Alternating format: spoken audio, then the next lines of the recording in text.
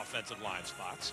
Joe Burrow was second in the NFL in completion percentage when he wasn't pressured last season, and he should be pressured less this season. Talking about these stories and more on This Just In today, 2 p.m. Eastern on ESPN. Sports Center is brought to you by O'Reilly. Think O'Reilly Auto Parts for all your car care needs. They're close, convenient, known for guaranteed everyday low prices and excellent customer service from professional parts people you can trust. Stop by your local O'Reilly Auto Parts today. O'Reilly Auto Parts, better prices every day. The Cleveland Browns are trading with the Houston Texans and acquiring quarterback Deshaun Watson. I know that my Browns finally care about winning. That's all we've been about for 20 years, okay? And I'm not here to judge anybody off the field, okay? That's not my business, okay?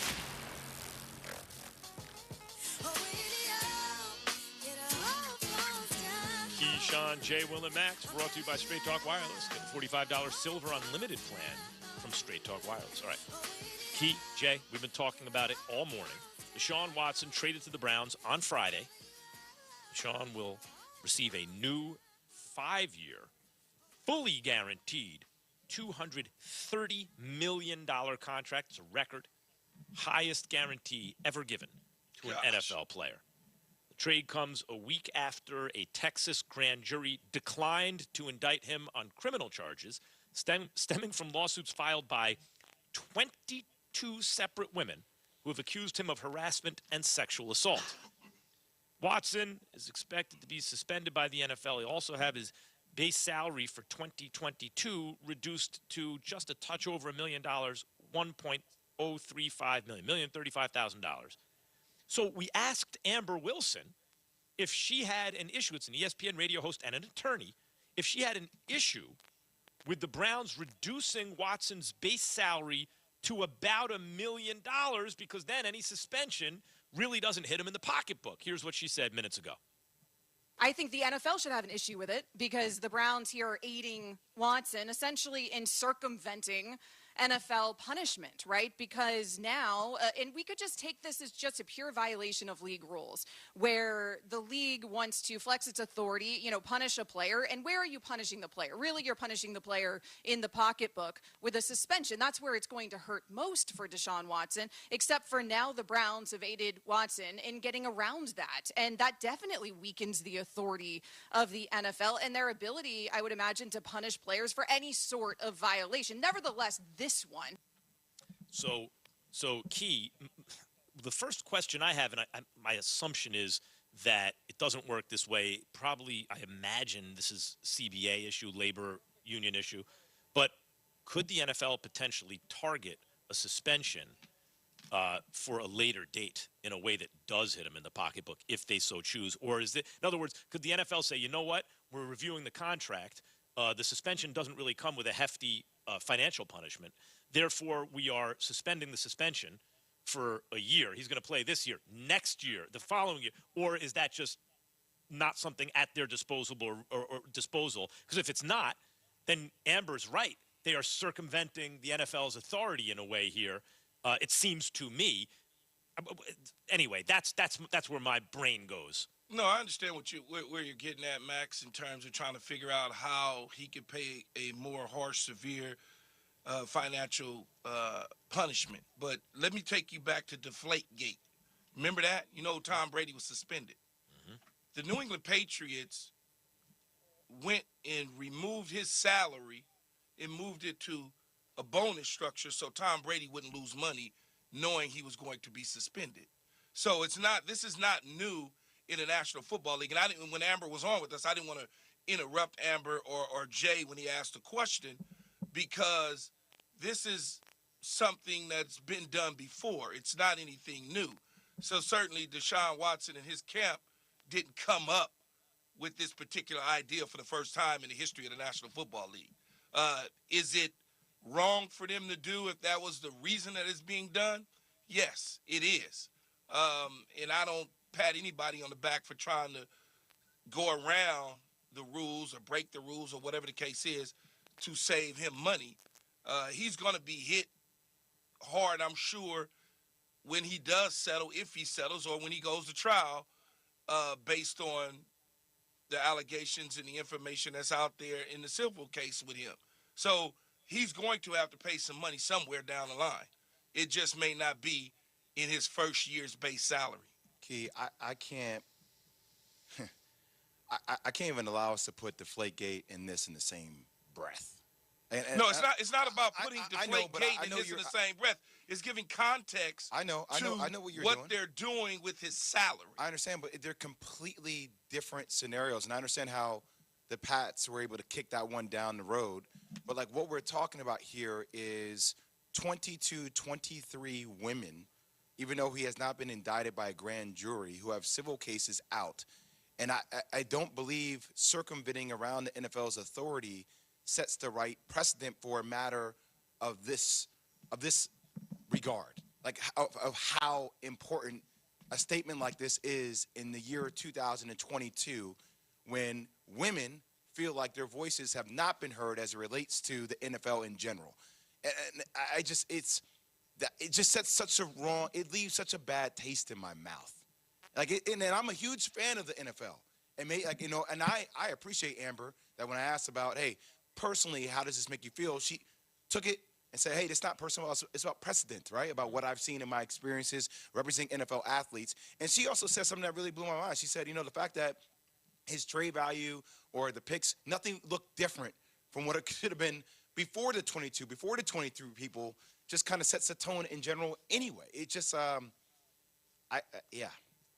It's even tough for me to even word, to put into perspective. Yeah, again, for me, it's like it's not an issue of not believing the accuser or believing the accuser when it's one person accusing someone of something. And Amber mentioned it. Her firm has defended NFL players who have money and are therefore targets. And sometimes the accusations, I'm sure, are true and sometimes are not. This is 22. It's not he said, she said. It's he said, she said, she said, she said, she said, she said. And I can understand what you're saying, Jay, about the kind of message that could be sent. It's like, it's not just that you don't matter. It's that none of y'all matter, right? No matter how many you pile up, not only will nothing change, nothing will happen, essentially. Although, to be fair, let's see what the NFL does and how this all shakes out. We're still in the middle of this process. What we know so far is Deshaun Watson is now getting the biggest guarantee in history when he's years away from free agency, and he's also in a much better football situation on a team where you could win a Super Bowl. So that is going to rub a lot of people the wrong way. Keyshawn, J. Will, and Max, presented by Progressive Insurance. Progressive makes bundling easy and affordable. Get a multi-policy discount by combining your car, home, motorcycle, commercial, auto, and more. All your protection in one place. Bundle and save at Progressive.com. We stay in Cleveland because we got yet another LeBron homecoming next. Keyshawn, J. Will, and Max on ESPN Radio, ESPN2. Here's LeBron into the front court. Johnson to LeBron. There he goes. Down the middle and in. And there it is. LeBron James is now second all-time in scoring in the NBA. This is Keyshawn, J. Will, and Max. Hi, it's Rick. I'm at the Smith home. Where's Donnie? Leaves and autumn bookings pile up for Rick's gutter cleaning service. He's out? Come on. He needs help before his bottom line gets clogged. Okay, well, what about Cristiano? We still got 6 houses today. Indeed can help him hire great people fast. I need Indeed. Indeed you do. Instant Match instantly connects you with quality candidates whose resumes on Indeed match your sponsored job description. Visit Indeed.com/credit and get $75 towards your first sponsored job. Terms and conditions apply. Financing a new home couldn't be easier when you choose Cross Country Mortgage. Their mission is simple: to provide you with the best possible lending options and offer a transparent mortgage process for everyone involved. With their dedicated team of loan officers, your dream home could be yours in an average of 21 days. For homeowners, they offer renos, refis, jumbo loans, everything you need to keep your house feeling like home. Visit ccm.com. Cross Country Mortgage, dedicated to getting it done. Cross Country Mortgage, LLC, NMLS 3029, www.nmlsconsumeraccess.org, Equal Housing Opportunity. 104.3 ESPN Northwest Florida, the Paul Feinbaum Show. Great to have all of you here. And I-Man is up next. You just got to face the competition, and you got to say, we's a little beat up, we's a little tough, and we're going to play with what we got. Ain't that the way you do it? You play with what you got. If you're looking up at the basketball rim, and the ball is slam dunk and it hits you in the nose, guess what? You just play with what you got. I'm just an innocent bystander here. ESPN Northwest Florida. 104.3 ESPN Northwest Florida are proud members of the Panama City Beach Chamber. We'd like to welcome the newest members to the Beach Chamber. Gulf Jazz Society, Homestar Financial Group, Dina Humphreys, Northwest Florida Health Network, Thomas Howell Ferguson, PA, CPAs, and Walpro, LLC. Congratulations from the area's only sports radio station, 104.3 ESPN Northwest Florida. Get ready for your next adventure and drive away today in a new Kia from Bill Bird Kia, the SUV family at Bill Bird. Check out the new 2022 Kia Souls, Seltos, Sportage, Sorento, or Telluride. And if you're looking for a sedan, Bill Bird Kia can put you in a brand new 2022 Forte, a K5, or a Stinger. Always online at BillBirdKia.com. Stop by and see us today at your exclusive home for that 20-year, 200,000-mile warranty. Bill Bird Kia, 15th Street, Panama City. Hi, this is Matt Lewis with Reliable Hydraulic Solutions. We offer comprehensive diagnostics and repair service for all types of hydraulic units, such as hydraulic and pneumatic cylinders, hydraulic pumps, motors, and valves, as well as a broad range of hydraulic hoses and O-rings. Give us a call at Reliable Hydraulic Solutions at 850-326-3000 for any of your hydraulic needs. Or come see us on Commercial Drive off Jinx Avenue in Panama City. Hi, I'm Bobby Likas with today's Car Clinic Minute. Welcome to the lifestyles of the rich and famous. Forget about the $1 million mansions, because this week we're looking at four-wheeled fortunes. Find out what $100,000 gets you when I come back. The Car Clinic Minute. It's Bobby Likas Car Clinic, brought to you locally by Hewitt Tire and Auto. Call 850-769-7323. Your certified AAA service center and hometown towing. Visit them online at HewittTire.com. On Airport Road in Panama City. That's 850-769-7323. Hewitt Tire and Auto Center and hometown towing. This week, we're living the high life with cars that cost as much as houses. Starting with a Maserati Quattraport, a four-door, five-seat luxury sedan with laminated glass, Poltrona Frau leather seats, and a Bosch Blaupunkt multimedia system that includes exterior sound canceling audio, satellite phone, and rear seat TV DVD player. Add a satellite navigation system, electric sunshade, separate climate controls, and a 4.2-liter V8 engine, and it's easy to see why this mean machine cost over $90,000. Believe it or not, this is the cheapest car on our list. Tune in tomorrow for cars that really break the bank. I'm Bobby Likas. Like us, you'll love us. Uh-oh. Get on top of it before they do. About every 30 minutes, tipped furniture or a falling TV sends an injured child to the emergency room. Preventing tip-over incidents is easy, inexpensive, and only takes about 5 minutes. Learn how to secure your furniture and TVs to protect children at anchor.gov. A message from the Consumer Product Safety Commission. Keyshawn Johnson, Jay Williams, and Max. Weekday mornings 5 to 7 on 104.3 ESPN Northwest Florida. Here's LeBron into the front court. Johnson to LeBron. There he goes. Down the middle and in. And there it is. LeBron James is now second all-time in scoring in the NBA. I can't separate the fact that we weren't able to get this win. It's me accomplishing that, because at the end of the day, all I care about is wins and losses.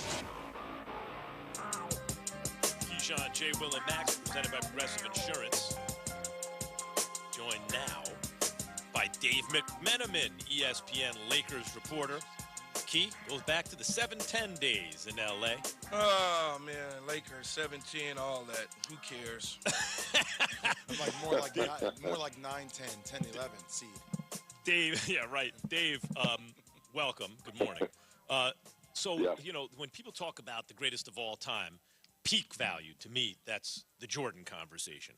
Career, like championships, that's the Bill Russell conversation. Career value, that's the Kareem conversation. And LeBron is certainly in that Kareem type of territory now. He passed Karl Malone for second all-time in scoring You've covered LeBron for a long time. How important was that to him?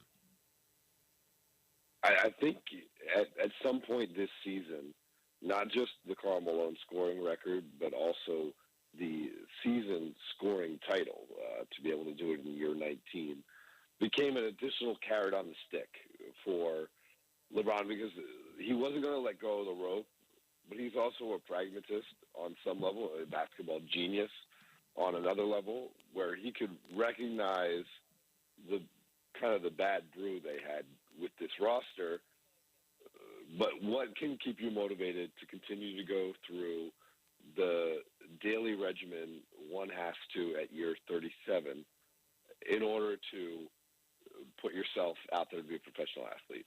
And it's just a little extra bit of an incentive for him. I truly believe in that soundbite that we heard. It's all about wins and losses. Quite frankly, I think he played in Washington, coming off that great overtime win in Toronto on Friday, when he probably shouldn't be playing back-to-backs at this point. It probably doesn't serve him in the long run, but he wanted to prove to the group that, like, hey, we just got this big team win. My selfish kind of action would probably be to sit, but for the good of the group, I'm going to play in Washington. Because selfishly, like, him doing this on Monday, with more eyeballs, not on the NCAA tournament, and also in Cleveland, where he has his most fervent fan base, probably the bigger moment for him past Karl Malone. But he decided to play in order to show the Lakers that, hey, there may only be 12 games left, but I'm going to give everything I have, and if we can pull a rabbit out of the hat, let's try. Hey, Dave, this is the first time that I can see that LeBron's winning nature doesn't ultimately have an effect on the culture of the franchise this year, right? With obviously the results of the Lakers season to date. Do you think that dampens the season that LeBron is having for people on the outside looking in? Yeah, certainly, Jay. I mean, on some level, we are judging his performance based on his own past performances. And so when he won MVPs in the past, he's on teams that led the league and wins. And so that's part of it. I think the shifting conversation for me is just what is he compared to other historical greats in their 19th season? And, I looked up Kobe Bryant's stats earlier in the year. Kobe in year 19 averaged 22 points on 37% shooting from the floor, only played 35 games because of injuries. And in those 35 games, the Lakers went 10-25. But he's Kobe. And so it's funny, like, people were talking about Kobe after LeBron made that decision in Houston. They lost to that terrible Rockets team that was 36 games under 500, where LeBron drives baseline. He's kind of caught under the basket. Rather than trying to reverse, he passes up to Melo for an open shot. And people are saying, "Oh, Kobe would have shot it." Well, Kobe did shoot it in year 19, and he shot 37% from the field. And they went 10-25 in those games. So I think, to me, that's the greater context for LeBron. Just compare him to other greats at this stage of their career, and he is blowing them all out of the water. Yeah, there's no precedent. It's like Tom Dave, Brady. There's no precedent. Is Frank Vogel on borrowed time right now? Like, are we coming to a close basically on his Laker tenure?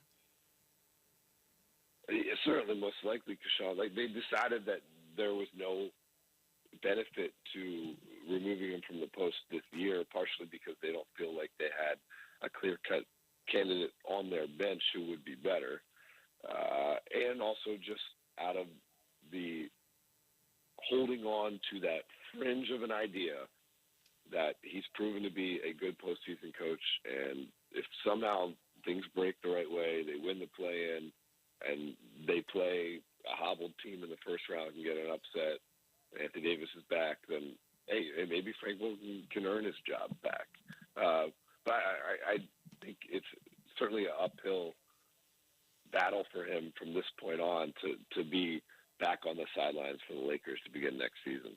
Dave McMenamin, ESPN Lakers reporter here on Keyshawn, J. Willimax, ESPN Radio. Dave, you mentioned Anthony Davis. Now, usually you can pencil him in for like 60 games. You think he's going to miss a quarter of the season, but in that 3 quarters of the season, And as it unfolded, especially as a second banana, wow, right? 37 games this season. So, like, when can we expect to see him? At what level? All that. Yeah, I mean, it's been a major disappointment, and it's kind of the irony part of this season was that LeBron and AD both looked at their last season and said, "Man, we missed so many games. We got to account for that maybe happening again and get a star who can be reliable and in there in case that happens." They kind of pushed the front office to take a look at Russell Westbrook. Russell's come in; he doesn't miss games. He just hasn't impacted winning. But as far as AD coming back, you're looking at maybe the last week of the regular season at this point. There's 11 games left. Maybe he can come back with 4 or 5 left. There's a back-to-back mixed in there. You probably don't expect him playing back-to-back at that point. So I'd say maybe he plays 4 games. That's the type of ramp-up, if things continue to go well and doesn't have any setback, that they can expect. And, I do think seeing him come back from the MCL and play pretty darn well right out of the gate, that is an encouraging sign that, like, mentally he's found a way to, like, put himself in a place, as long as his body is okay, that he can pick it back up and be immediately an impact player when he does return. Dave McMenamin, ladies and gentlemen. Thanks, Dave. Appreciate it. Yep, thanks, guys. All right, buddy.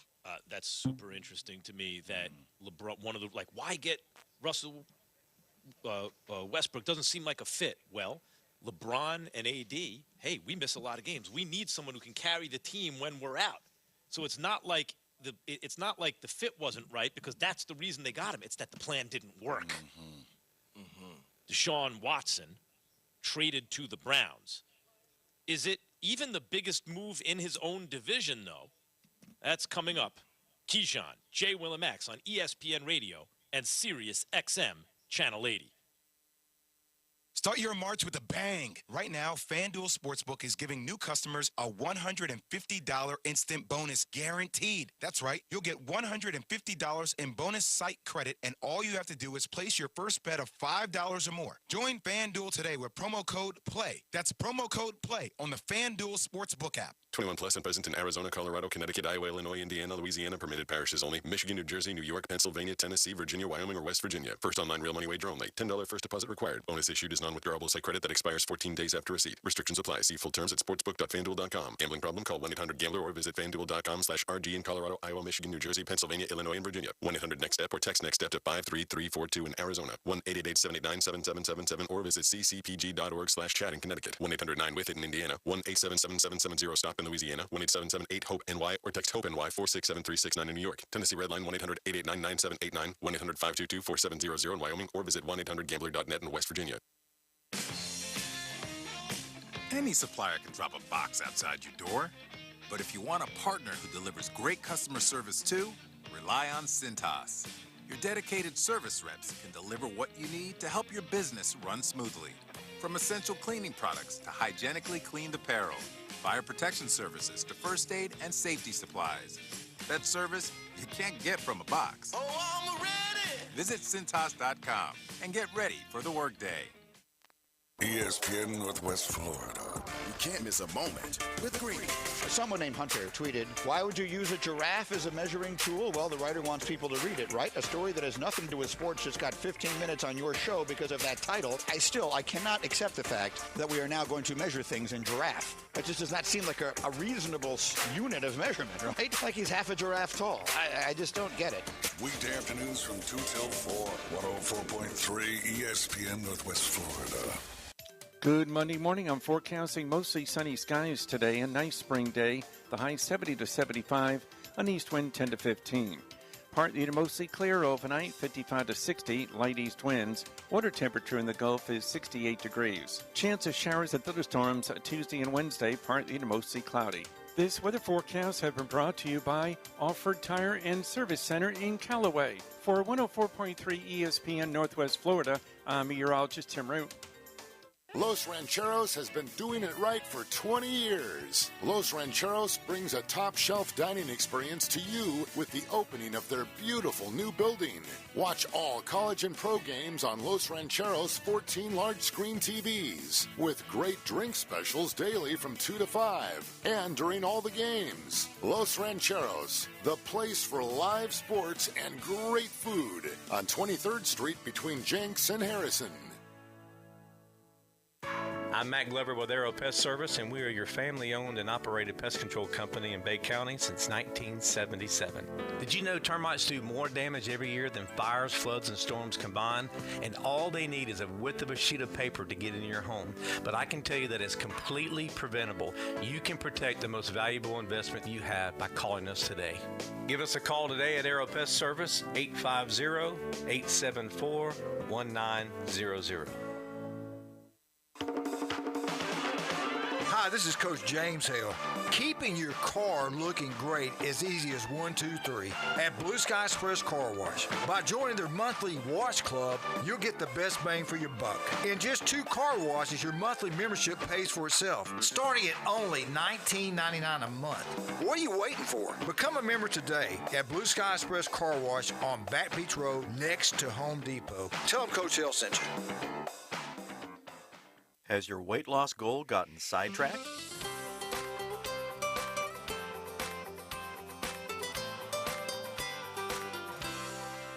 Hi, from Samaritan Ministries, a health-sharing ministry. I'm Doug Chamberlain with a family health checkup.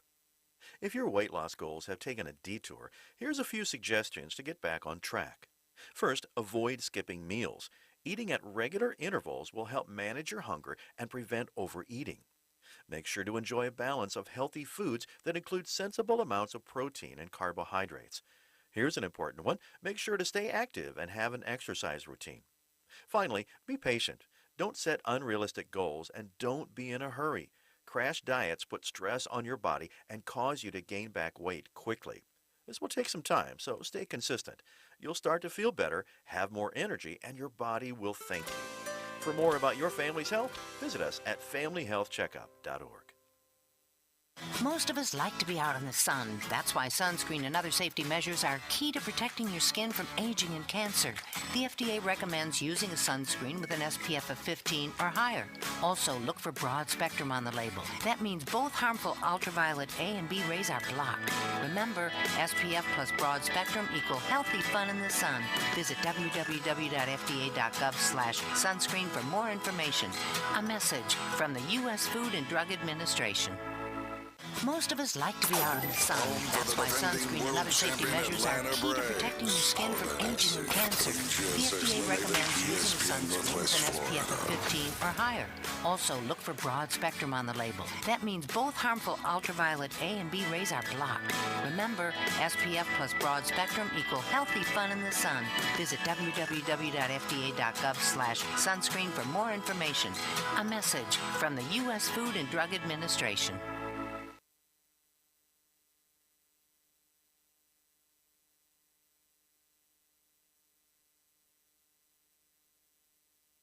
Field, okay? That's not my business, okay? I will root for this quarterback because I can separate the morals from the football player. My city, been turned up for the jump, though. Boy, I'm from the land till I... Keyshawn, J. Will and Max, ESPN Radio, Sirius XM Channel 80, your smart speakers. Download the podcast. Boy, I'm from the land. Damn, Jay. Is accusated not a word? I meant to say Accutane. No. You need a prescription for that, or is that over the counter Accutane? I think that is a prescription. I think I have Accutane contacts. I don't know what it was, but I know they didn't teach that at Duke. No, they did not. No, they did not. Jay was very good for at a dude that went to Duke. For a dude that went to Duke and graduated, man, you.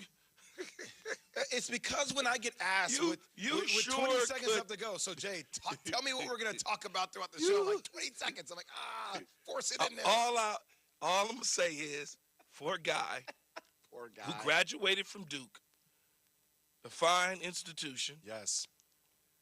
Some of the stuff that you say, man, makes me just wonder if you were the one that actually went to class. Takes one to know one, USC. Takes one to know one. It's a side effect of Accusate, actually. Hey, so listen, we got the NCAA tournament covered in the next 2 hours. Seth Greenberg is on in 10 minutes. Coach will be on in 10 minutes. Duke's associate head coach and future head coach John Shire will join us in an hour, and Shaheen Holloway joins us at 9:30 a.m. Eastern. What a story. But the big news from the weekend is, of course, the Cleveland Browns successfully trading for Deshaun Watson, then handing him a $230 million contract with a very low base salary in year one. In the event that he is suspended, it doesn't really cost him much money because it would be based on that salary in year one. So that really does not sit well with many, including with Sarah Spain on Spain and Fitz. Listen to Sarah last Friday. Now, I know there's a lot of you out there listening and you're frustrated with me. Innocent until proven guilty. And I agree. I'm not saying he should be in jail. I'm not saying that he should never be allowed to work again. What I'm saying is that we continually have to face, in sports, the fact that money and talent over everything. That we can have a Browns team who I believe currently has hired the most women from the NFL Women in Football Forum to work for them and to be among them. They can post out Happy International Women's Day 8 days ago. Here we are for all the women that make it possible. And then they can still bring in someone that I wonder if they ask their female staff or employees, or the male ones for that matter, who have the morality and knowledge about these kind of incidents to be uncomfortable, how they feel about it. And I would ask you, if you're really mad at me for asking these questions and having this conversation, why you believe one person over 22 plus. Jay, that's the thing I couldn't get around. Like, court of public opinion, 22 separate allegations. I'll keep saying it's not he said, she said. It's he said, she said, she said, she said, she said, she said. That's how it sits with Sarah. How does this sit with you? Well, first off, I completely agree with what Sarah said. It can make you feel that way. I have learned throughout my time talking about sports that a lot of big organizations like the NFL and other organizations, big companies, have been able to separate morality from actual business. And they do what's in interest of best business. And that's what this case is.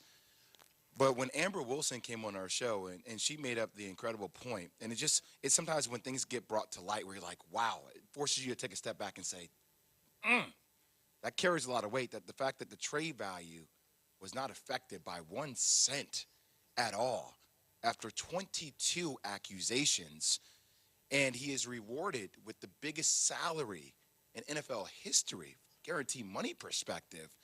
And they've kicked the can down the road as it relates to circumventing the authority of the NFL with backloading the contract. When you put all that together, you're like, just slap somebody in the face. Yeah.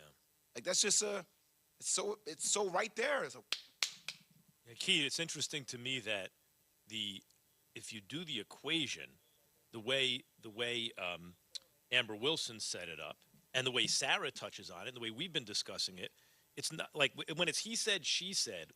If it comes out that there's no indictment, let's say there's no civil case win for the woman, there can be a feeling like you don't count, right? Because it's a star athlete, because we care more about football than justice, whatever. But we don't know what the evidence threshold was and all that stuff. When it's 22 different women, the message I could see could be perceived as you don't count at all, because it doesn't matter how high you stack the accusers, nothing. So 22, 222, 2,000, nothing. Where are you with all this, Key?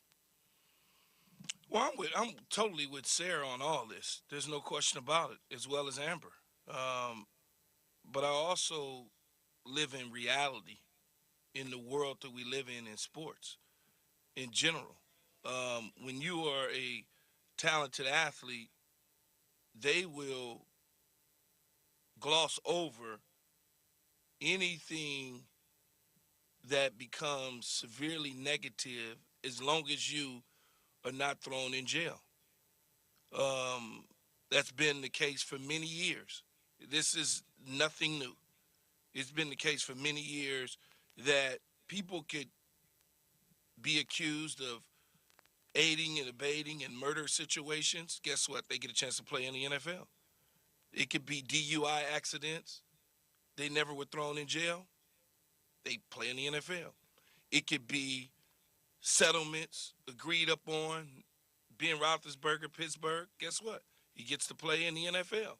So it's not a surprise to me that the Cleveland Browns would figure out, along with many other teams that was trying to acquire Deshaun's services, figure out how to get him back on the field and figure out how to, as Jay said, circumventilate the monies on the salary and backload it so he doesn't lose X amount of money when he's suspended by the league.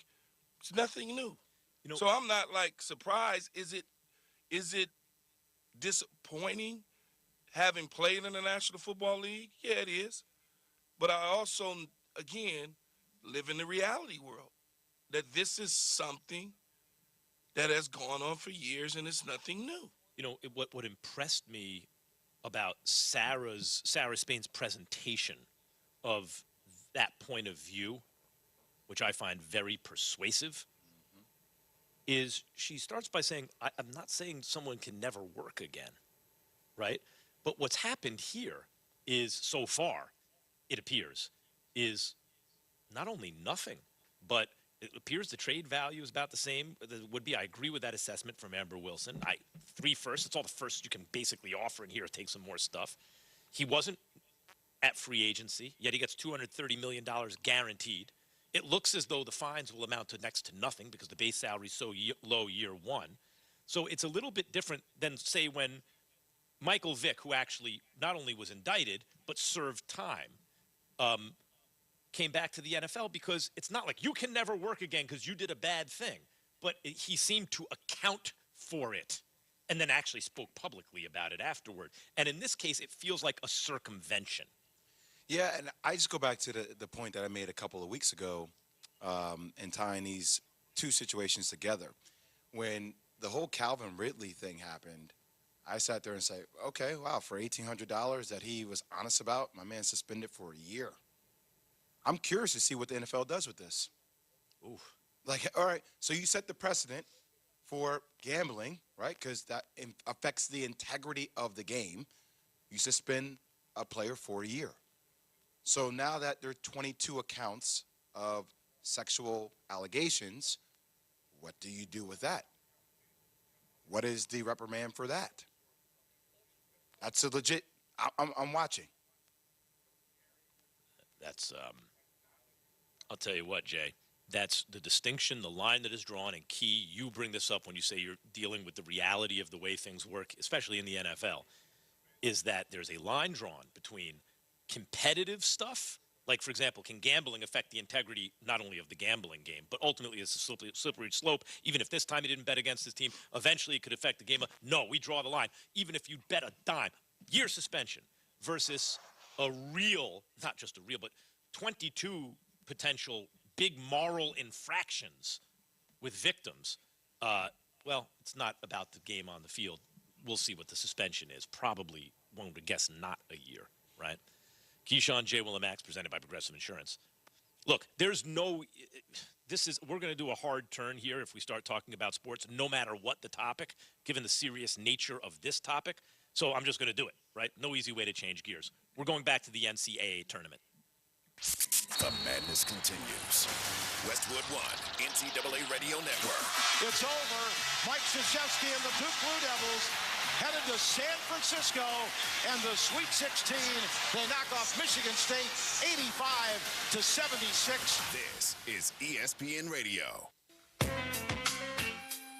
Keyshawn, J. Willimax, ESPN Radio, Sirius XM Channel 80. We are joined now by Seth Greenberg. Notorious B-E-R-G. That's what we call him. Notorious you see the theme music for my I got guy? you. ESPN basketball analyst. Seth, first of all, welcome, Coach. Thanks for joining us as Thank always. you, Maxie. Jay Will, congratulations. Thank you, big boy. Survive in advance. Survive in advance. Great execution down the stretch. Got stops. tricky play at the end of the half with the slip for Williams. A little progress. Yes. What'd you take away from that win, Coach? I thought it was the first time they faced the pressure and dealt with it. I thought down 5 with 5 minutes to go. What do you have to do? You can either get lost in the moment or let the moment overtake you. And I thought what they did was really kind of incredible. They got stops on the defensive end. You can't get back in the game unless you get stops. They got stops on the defensive end. They played through Paolo on the block. He drove it. He didn't settle. I thought defensively, just that 5-minute period, they were terrific. And then Jeremy Roach is probably the unsung hero of this team. I mean, putting him back in the starting lineup, his ability to pressure the ball some, his ability to make some big shots.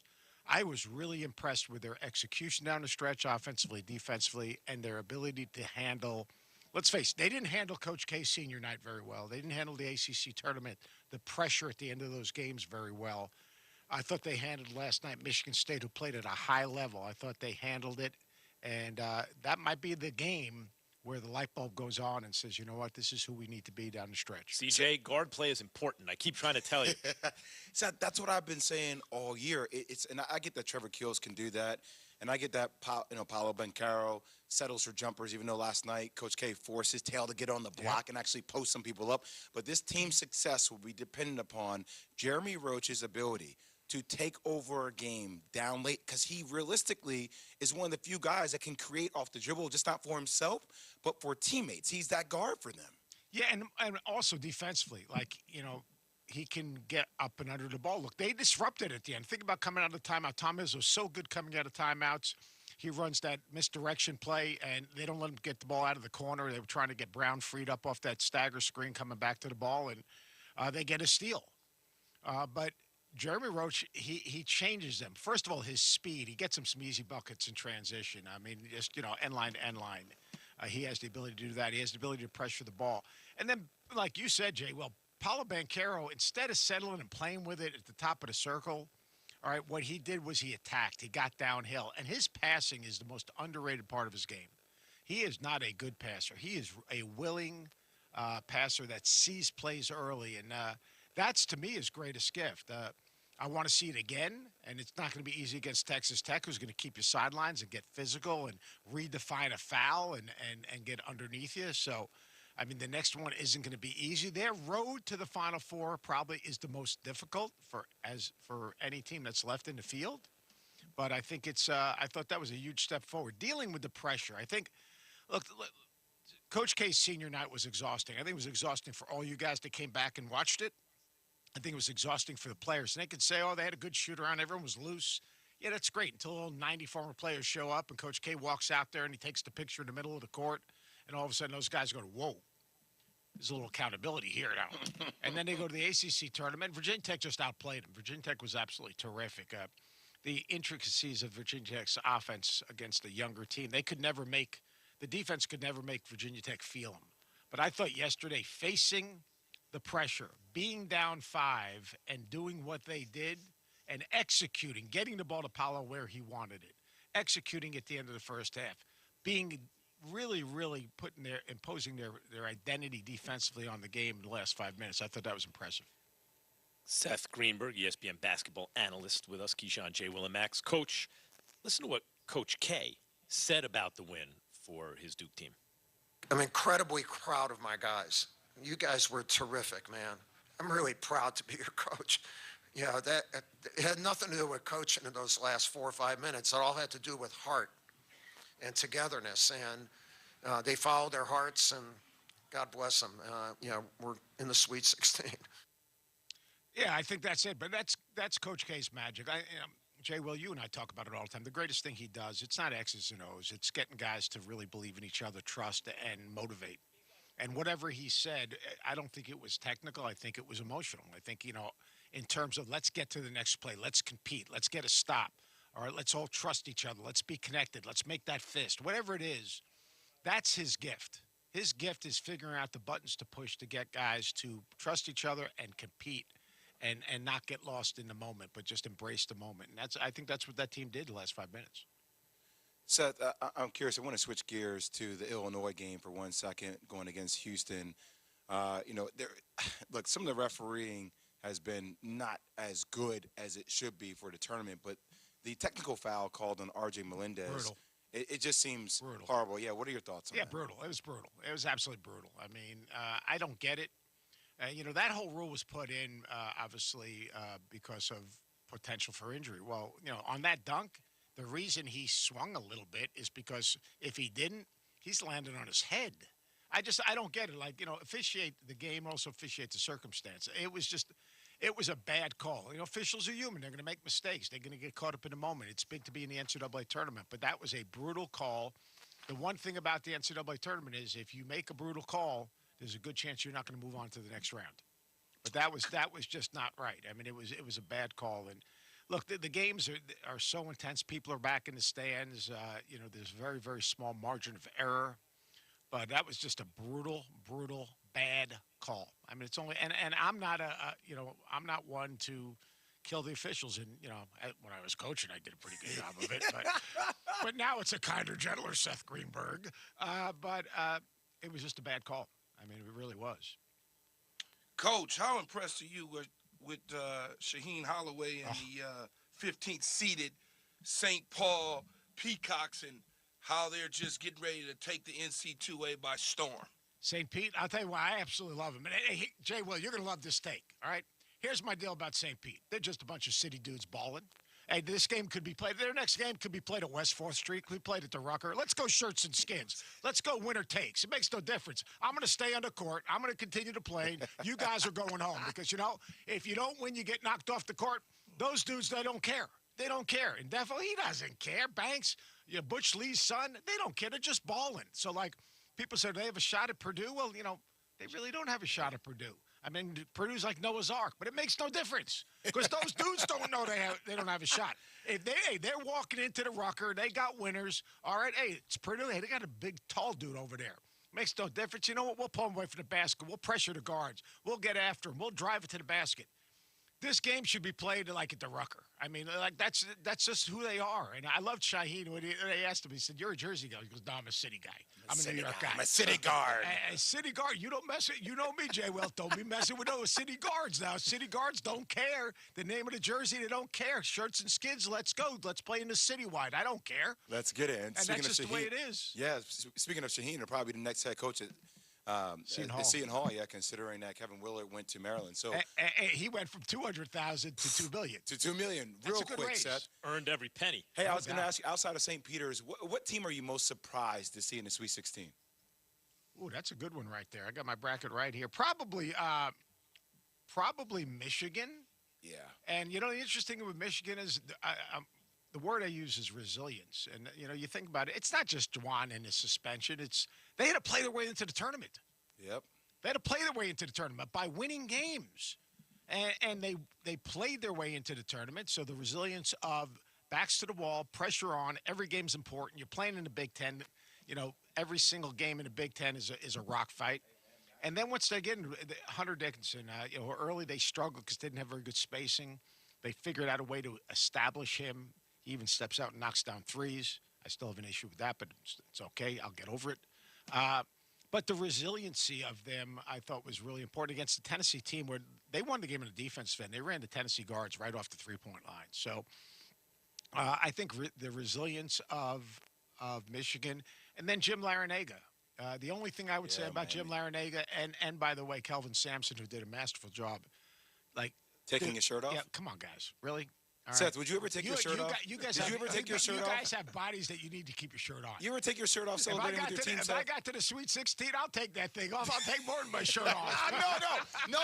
Keep everything else on, please. Just the shirt. You make that deal before the tournament starts. Please, basketball gods. I'll do anything. Seth Greenberg, ladies and gentlemen. Thanks, Coach. Thanks for having me, guys. Appreciate you, Notorious B.E.R.G. All right there, Jay Will. All right, baby. Talk to you Seth later. Greenberg is brought to you by Wendy's Breakfast, the official breakfast of March Madness. 4 years ago, he was the first overall pick. And now his value is a mid-round pick? How one quarterback is obviously trade value dried up quickly. That's next. Keyshawn, J. Will, and Max on ESPN Radio and the ESPN app. Good Monday morning. I'm forecasting mostly sunny skies today. A nice spring day. The high 70 to 75. An east wind 10 to 15. Partly to mostly clear overnight, 55 to 60, light east winds. Water temperature in the Gulf is 68 degrees. Chance of showers and thunderstorms Tuesday and Wednesday, partly to mostly cloudy. This weather forecast has been brought to you by Mid-South Lumber, best little lumber yard in Panama City and Youngstown. For 104.3 ESPN Northwest Florida, I'm meteorologist Tim Root. 104.3 ESPN Northwest Florida is your exclusive home for the Sweet 16. Catch all the excitement of college basketball's premier event right here. And the dream is alive!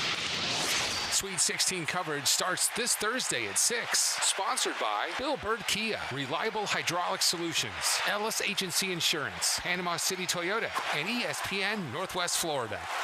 The Bikini Bash and Health Fair on April 20th at Fit Culture PCB. Check out the cool collection of local businesses specializing in your health, your wellness, and your beauty. We'll serve healthy snacks, superfood cocktails. What? Live entertainment, giveaways, and door prizes. Let's get ready for a hot summer together at the Bikini Bash and Health Fair on April 20th from 6 to 8 p.m. at Fit Culture PCB, 11905 Panama City Beach Parkway. Here at Panama City Toyota, we love things that last. Of course, it starts with beautiful, reliable Toyota cars and trucks. It continues with every customer relationship, across generations and hundreds of thousands of miles. And now, we're proud to offer something you can count on year after year after year. A free lifetime warranty that covers your drivetrain and powertrain. If you shop with us, we'll be here for you. Because peace of mind should last throughout your entire journey. Lights, camera, action. It's the Coach James Hale Show. Do you know who I am? Live and local inside the J. Michaels studio. People know me. ESPN Northwest Florida. And good morning. Welcome to the Coach James Hale Show. Coach Hale is out this morning. And this is Dr. Chad Mitchell, and I'm sitting here with Doug Durham. Good morning to the Panama City and Northwest Florida region. Good morning, Doc. I guess we're going to talk some basketball to start this morning. I mean, I watched one of the games, and it looks have a very good time. Yeah, it looks like we're down to like the Sweet 16 numbers, and I'm not the biggest basketball fan. I'll admit to that. But I did watch one of the games last night. Well, you went from 68 teams to 16 teams in a week. If you're a hoop junkie, it's your favorite time of the year. I kind of got hooped out on Sunday afternoon. I started watching the golf tournament. But there was some great games. It's March Madness for a reason. Some teams that were supposed to win lost. Some teams that were supposed to lose won. It's madness at its finest. So the game in particular that you watched, the Auburn game. Oh, yeah. They were spooked from the tip and didn't recover the whole game. It was a scramble from the beginning. They foul trouble with the defensive player of the year and Walker Kessler. He sat out 16 minutes of the first half. They were lucky to only be down one. But you had a Miami team that looks like somebody threw a baseball into a bee nest. And that's how it was the whole game. That is exactly how it was the whole game. They were impressive. So yeah, I was a little disappointed in Auburn. My wife's a big Auburn fan, and she was excited about this game. And to see them come out so slow and sluggish, or really, and that's what it looked like. But what was actually going on is Miami was doing some things different to Auburn. You want to talk about that a little bit? Well, what was exposed during the Miami game is what people have been talking about all year about Auburn that was exposed the last 9 games of the season. Auburn was 5-4. They got beat by Texas A&M in the SEC tournament. Their guard play is suspect.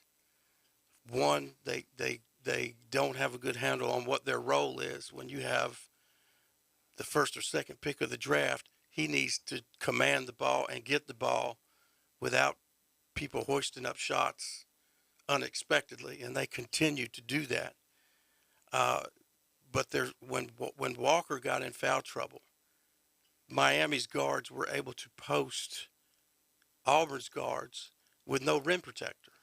So they're scoring, and then on the other end, there was so much pressure put on Auburn's guards, they couldn't get into anything. So shot selection was horrible, but it was necessary. Everything was a late shot clock shot. So low percentage. I heard some comments, from the commentators that at times it appeared that Auburn wasn't patient. But you're right. I mean, you're getting down to the shot clock on some of these shots. And I think it was just pressure. I think it was just a great defensive scheme by Miami and then a great offensive scheme on the other end of the court. Patience it's kind of hard to be patient when somebody is just dominating the court. They owned more court than Auburn could ever get a hold of. And I think Jabari Smith was 2 for 10. Kessler didn't score. He had 2 rebounds, a block, and they got whipped, man. I mean, I don't know. And it was fun to watch. If you like exciting up and down tempo, pressure, loose balls, diving on the floor, block shots, dunks, and it was a good game to watch unless you were an Auburn fan. Yeah, no, I mean Miami looked pretty. They looked like they were on fire and excited and very excited during that last part of the game for sure, and just seemed like they were just sinking everything. And that was part of the whole weekend. I mean, there was the Gonzaga Memphis game was great. The North Carolina Baylor game was great. The Michigan Tennessee game was great. I mean, they were. It's fun to see one and done. There's a different type of player. You see people who are one and done players really play well, and then you see one and done players that don't step up. The pressure gets to them. And when you get to this level, this late in the season, you find guys that can do it, and you find guys that can't. Well, we've got to get to a break here. Before we do that, I want to mention a few of the sponsors of the show. I want to mention Steverson Air Conditioning. If you're having problems with your air conditioning system, whether it's heating or cooling, call Steverson Air Conditioning. And I'd also like to give a shout out to Newbies. There are 3 locations out at the beach. Again, you're listening to ESPN 104.3 Northwest Florida. This is the Coach James Hale Show, and I'm Dr. Chad Mitchell here with Doug Durham. We'll be right back.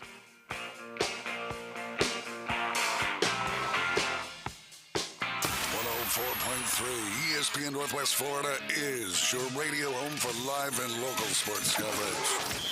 For the most high school and college sports from right here in our local area, it's the Coach James Hale Show, weekday mornings 7 till 9. Then the ride home is alive and kicking with the afternoon underdogs, covering the gamut of sports. Plus, the radio home for the defending world champion Atlanta Braves. Your local sports station is ESPN Northwest Florida. Ben and Deb Collins, owners of Bay Guns and Gear, have been in business since 2010, offering new firearms and accessories with a huge selection available for your hunting needs and personal defense. Turn to Bay Guns and Gear. They have the weapon for you. Discount pricing. And if you can't find what you're looking for, they'll special order it for you. Bay Guns and Gear, across from Grease Pro at 3115 Highway 77. Visit their website, baygunsandgear.com. Are you ready for the best pizza in Bay County? It's Paparazzi Gourmet Deli, with over 100 years of recipes passed down through 4 generations. Paparazzi Gourmet specializes in New York and authentic Italian-American specialties from the deli, prepared foods, and of course, pizza. They even cater for all occasions. Click paparazzigourmetdeli.com to check out their daily specials. Come taste the difference at Paparazzi Gourmet Deli, Thomas Drive next to Goodwill on Panama City Beach. Call 850-588-8244 for fast pickup and DoorDash. Dr. Chad Mitchell, orthopedic surgeon specializing in sports medicine and joint replacement of the knee, shoulder, and hip. He serves our local athletes and our community. Southern Orthopedic Specialist has been the leader in orthopedic care for over 20 years. New patients are welcome. Call 850-769-KNEE to schedule an appointment. More about Dr. Mitchell and Southern Orthopedic Specialist is available on their website, southernorthopedic.com. Southern Orthopedic, getting you back in the game. Now back to the Coach James Hale Show. I'm not prepared. I really am not prepared at all. I hope you won't judge me on one email I sent 10 years ago. My apartment smells of rich mahogany. Live from the J. Michael Studio. Now that's a spicy food 104.3 ESPN Northwest Florida. And welcome back to the Coach James Hale Show. You're listening to ESPN 104.3 Northwest Florida. This is Dr. Chad Mitchell, and I'm sitting here with the great Doug Durham. And great at what? There's a lot of things. Come on, man. Come on, you got to be good at something, right? Whether or not that's good or bad is different opinion. A little humility in the morning's good. There we go. So, we've gotten to this Sweet 16 bracket, and one of the notable absences is the majority of the SEC. I mean, it looks like Arkansas made it, but everybody else failed to show in the Sweet 16. Looking at Arkansas, they have beat Vermont. They turned around and beat New Mexico State. And it looks like they're meeting Gonzaga in the Sweet 16 game. So you want to talk about that a little bit? Well, I mean, that Gonzaga is as skilled as any team in the country every year. You know, their basketball IQ and skill level doesn't really necessarily translate to the NBA, but it's great college basketball. Arkansas, on the other hand, has got a couple of guys that'll make a move to the next level. It'll and that's going to be the determining factor. Whose style of play is able to win out. I mean, are we going to be able to run up and down, or are we going to execute you to death? If it gets into execution, Gonzaga's going to win. As far as the SEC is concerned, they had the reputation, or at least people were saying across the country, that they were the best conference in the country. That turned out to be false here in the NCAA tournament. Obviously so, and I hate it. I'm a big SEC fan, but to see what happened here, well, I think with these losses, the shocker's Auburn to me. Well, the shocker's Kentucky. I mean, they're at one top 5 team in the country. Hype, just way too much hype. They always have way too much hype. But St. Peter's from Nowhereville, that people understand, outplays them. You got guards, 5-star guards, going to go pro guards at Kentucky. And basically what happened to Auburn against Miami is what happened to Kentucky against St. Peter's. And then St. Peter's turns around, beats Murray State. If you want a Cinderella story, St. Peter's is the one. Yeah, it's true. Yeah. Now, what do you think about this? I often see this in various sports. I mean, all sports really. There comes a place where you have an underdog playing their best game of the year against one of the top teams and defeating them. I mean, it happens in every sport. And you look at a team like this. I mean, some of these teams that make it into the bracket, that are underdogs. I mean, they step up and play some of their best basketball. I will tell you what makes the NCAA tournament the NCAA tournament. It's win or go home to start with. No, winner stay. Loser go home. Loser go home, yeah. My fault. Loser go home. Yeah. If you win, they'll let you stay.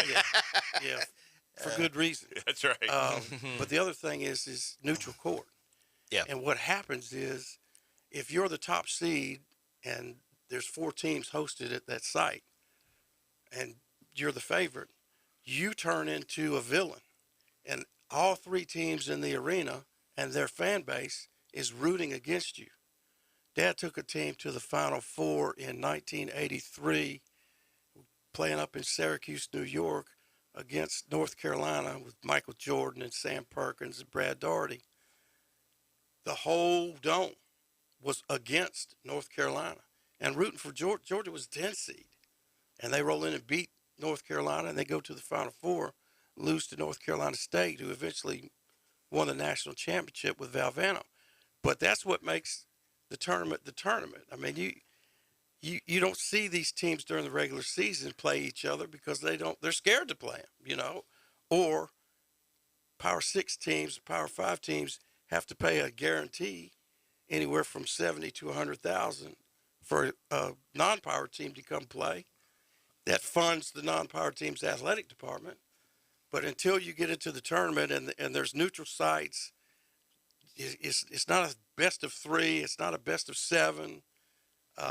It's kind of like NFL football. If you get in the playoffs, you get beat, you're done. Yeah, it does make it fun. I mean, that's the part of madness. basketball that It I is like. madness. Right, and some of these underdogs. I mean, But those underdogs, though, they win their way into the tournament. And if you get in there, here's my thoughts on the whole Kentucky, and you get these smaller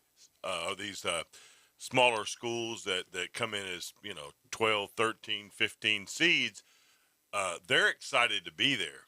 And then you've got teams like Kentucky who are, well, let's beat this team and move on to the next one. And it happens. But you'll notice though that when you get teams that make it to the Sweet 16 are typically coaches that have been there before. Coach K.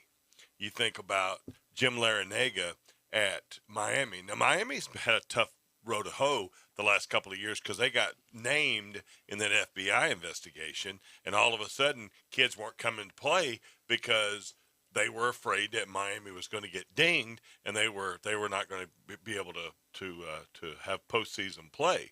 So that's been the struggle. Jim Larinaga can coach, and he proved it last night. Well, that's not the first time he proved it. He took George Mason to the Final Four in 2006. Right. That's right. We played against him when I was at Georgia. We didn't play against him, but he was at I want to say Bowling Green. We're playing at Michigan State in a tournament. Michigan State beats them by 2 at the tournament. I mean, that he's 72 years old. He's as vanilla as you can be, but he is just authentic. Yeah. Guys love him. Yeah. So it's not a surprise here. So looking at this Sweet 16 bracket here, who do you like? Who's the favorite? I mean, I would argue that probably Gonzaga's the favorite. That would be a safe bet. Yeah, that's a safe bet. So after that, who do you like? I wouldn't rule out Villanova. No, that's the first time I've seen him the other day or yesterday. To be the truth, I think Houston can. They're are a notch above St. Peter's, but they play the same way. I mean, they're just unleashed and offensive rebound better than anybody. We're in the Final Four last year. It's going to be a tough matchup against Arizona, but that wouldn't surprise me if they won. I like Purdue. I like Michigan because of the way they're playing. It's this time of year. It's 1-2 possession games every game. I mean, the game could be determined by a call, by a dribble out of bounds, by a offensive putback. It's just a fun time of year. What about, the traditional ones like North Carolina? Kentucky went down, but North Carolina's made it. And they were calling for his head. He took over for Roy Williams first year, and they beat Duke in Coach K's last game at Duke, which was just, I mean, if you need a confidence injection, there it is. And the Baylor game, I think the officiating during this tournament is the worst that I've seen in a tournament in a long time. There's too much hip checking. You're seeing scores in the 50s because it's a hip check. Nobody can get in rhythm. People are chopping off fingers and hands, and, it's just been not very consistent. But Carolina, as long as key guys don't get in foul trouble, they're playing UCLA, and if there's ever 2 blue bloods going at it, there they are. It's those two. That's probably going to be one of the games to watch for sure. They went to the Final Four last year, so it looks like it's lined up like this. You've got Gonzaga versus Arkansas, Texas Tech versus Duke. You got North Carolina to play UCLA, which we just got through talking about, and We've got Purdue playing St. Peter's. That'll be an interesting East, game. yeah. I feel bad for Purdue. No, it's just you got a team like St. Peter's to play for. Boy, you better be ready for them. well, St. Peter's is not going to sneak up on anybody. Right. And Yeah. Purdue has a week to prepare. Right. I think Purdue wins that game. Okay. Yeah, that's when St. Peter will go home. We'll go home. Then we've got Arizona matched up with Houston. We've got Michigan matched up with Villanova. I think that'll be an exciting game there. Then you've got Kansas and Providence, and then Iowa State playing Miami. So that's Iowa State played great yesterday. I mean, Right. they were impressive. They beat a good Wisconsin team. Yeah, they sure did. For sure. You got 4 double-digit seeds. 25% of your Sweet 16 are double-digit seeds. That's how crazy this thing is. So any other comments you want to make about the NCAA tournament? Is there anything you feel like we haven't covered Well, this morning? I would like to get more in depth with the SEC because it's been a rough couple of weeks. I mean, you've had people getting fired. You've had, for different reasons. I mean, Will Wade at LSU, it's going to be a long time before he coaches again. Some of the violations that they uncovered long ago were just uncovered. That's going to be a problem. Georgia fired their coach for not winning, then hired the Florida coach. Then Florida turned around and hired the San Francisco coach. I'll be honest with you, I'd rather have Mike White than Todd Golden. I mean, who got the better of that deal? Mississippi State hired a coach. South Carolina fired one they still hadn't hired yet. Missouri fired a coach. It's been a rough couple of weeks in the SEC, man. For the best league in the conference, that's not a very good showing. Yeah, I was definitely disappointed this weekend that the SEC didn't prove to be as good as we thought they were. It's still a football conference, right? man. But good for the other conferences. I mean, it's great to see. Well, before we go to break, let's talk about a couple of our sponsors. Chuck Tucker with South Oak Title and Closing. If you're looking to close, call Chuck Tucker. And also Rudy's Barbecue. Rudy's out on the beach. I'm hearing a lot of things about that turkey sandwich that I have not had yet, and I'll have to check that out. But when we get back, we'll continue on with college sports. You're listening to 104.3 ESPN Northwest Florida. This is the Coach James Hale Show.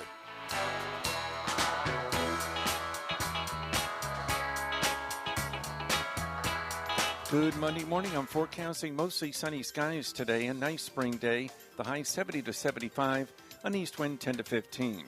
Partly to mostly clear overnight, 55 to 60, light east winds. Water temperature in the Gulf is 68 degrees. Chance of showers and thunderstorms Tuesday and Wednesday, partly to mostly cloudy.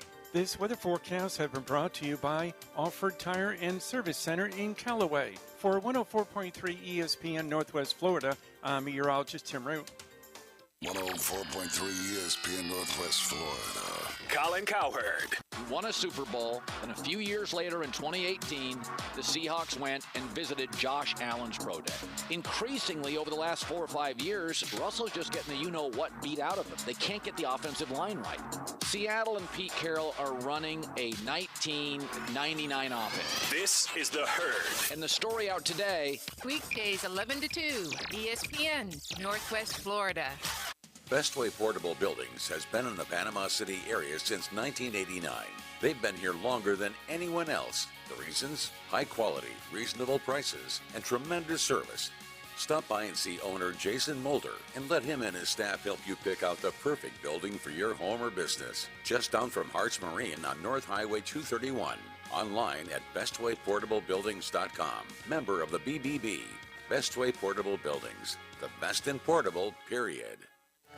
Dairyland is your land. It's car insurance that keeps you on the road so that you can make it to work on time. Its payment plans are flexible for when life gets complicated. It's affordable coverage to help you get back on the road again, even if you've taken a break. Because Dairyland is auto insurance that's customized to fit your life. Dairyland is your land. Did you take a break from insurance? You've got options. Contact Ellis Agency Insurance to get your Dairyland quote today. 850-763-1627. I'd like to introduce. Now back to the Coach James Hale Show. Milk was a bad choice. If I could just have your attention. 60% of the time, it works every time. If anyone wants to switch jobs, let me know.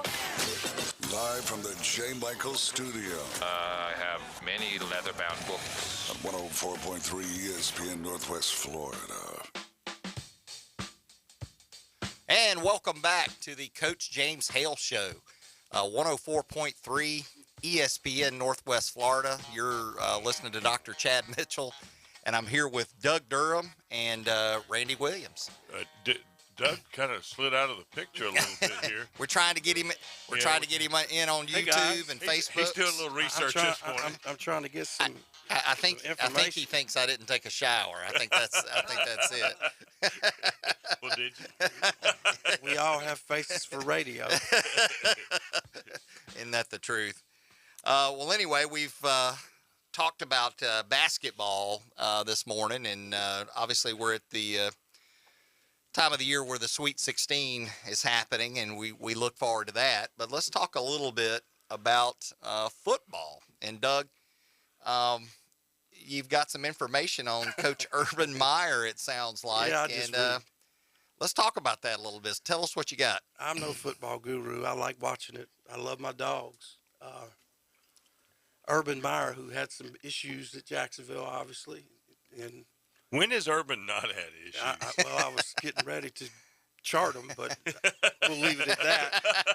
You know, he's a coach that I want to like, but then I don't. I guess because he's always on the opposing team. I think he makes it easy not to like him. You know, but you can't argue with the success he had. Oh, Utah, you cannot argue Florida, with his success. he's Absolutely. Well, and he's really no different than any of these other coaches. Well, he's different, but I'm saying what I mean by that is his going into the NFL. I mean, he's not the only successful college coach that has failed miserably in the NFL. In fact, that seems like a common occurrence, doesn't it? It really does. Well, but there's more to it than that. The biggest problem is and you've had NFL coaches go to NFL teams that done horrible.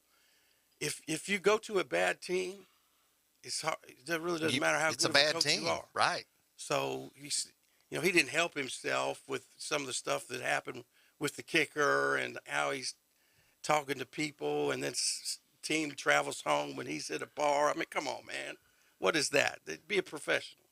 But anyway, to flip that page, because he took a job at Ohio State recently, like a couple of days ago, that he is working for the foundation, which is a non-athletic, probably outside of the athletic department in the athletic association.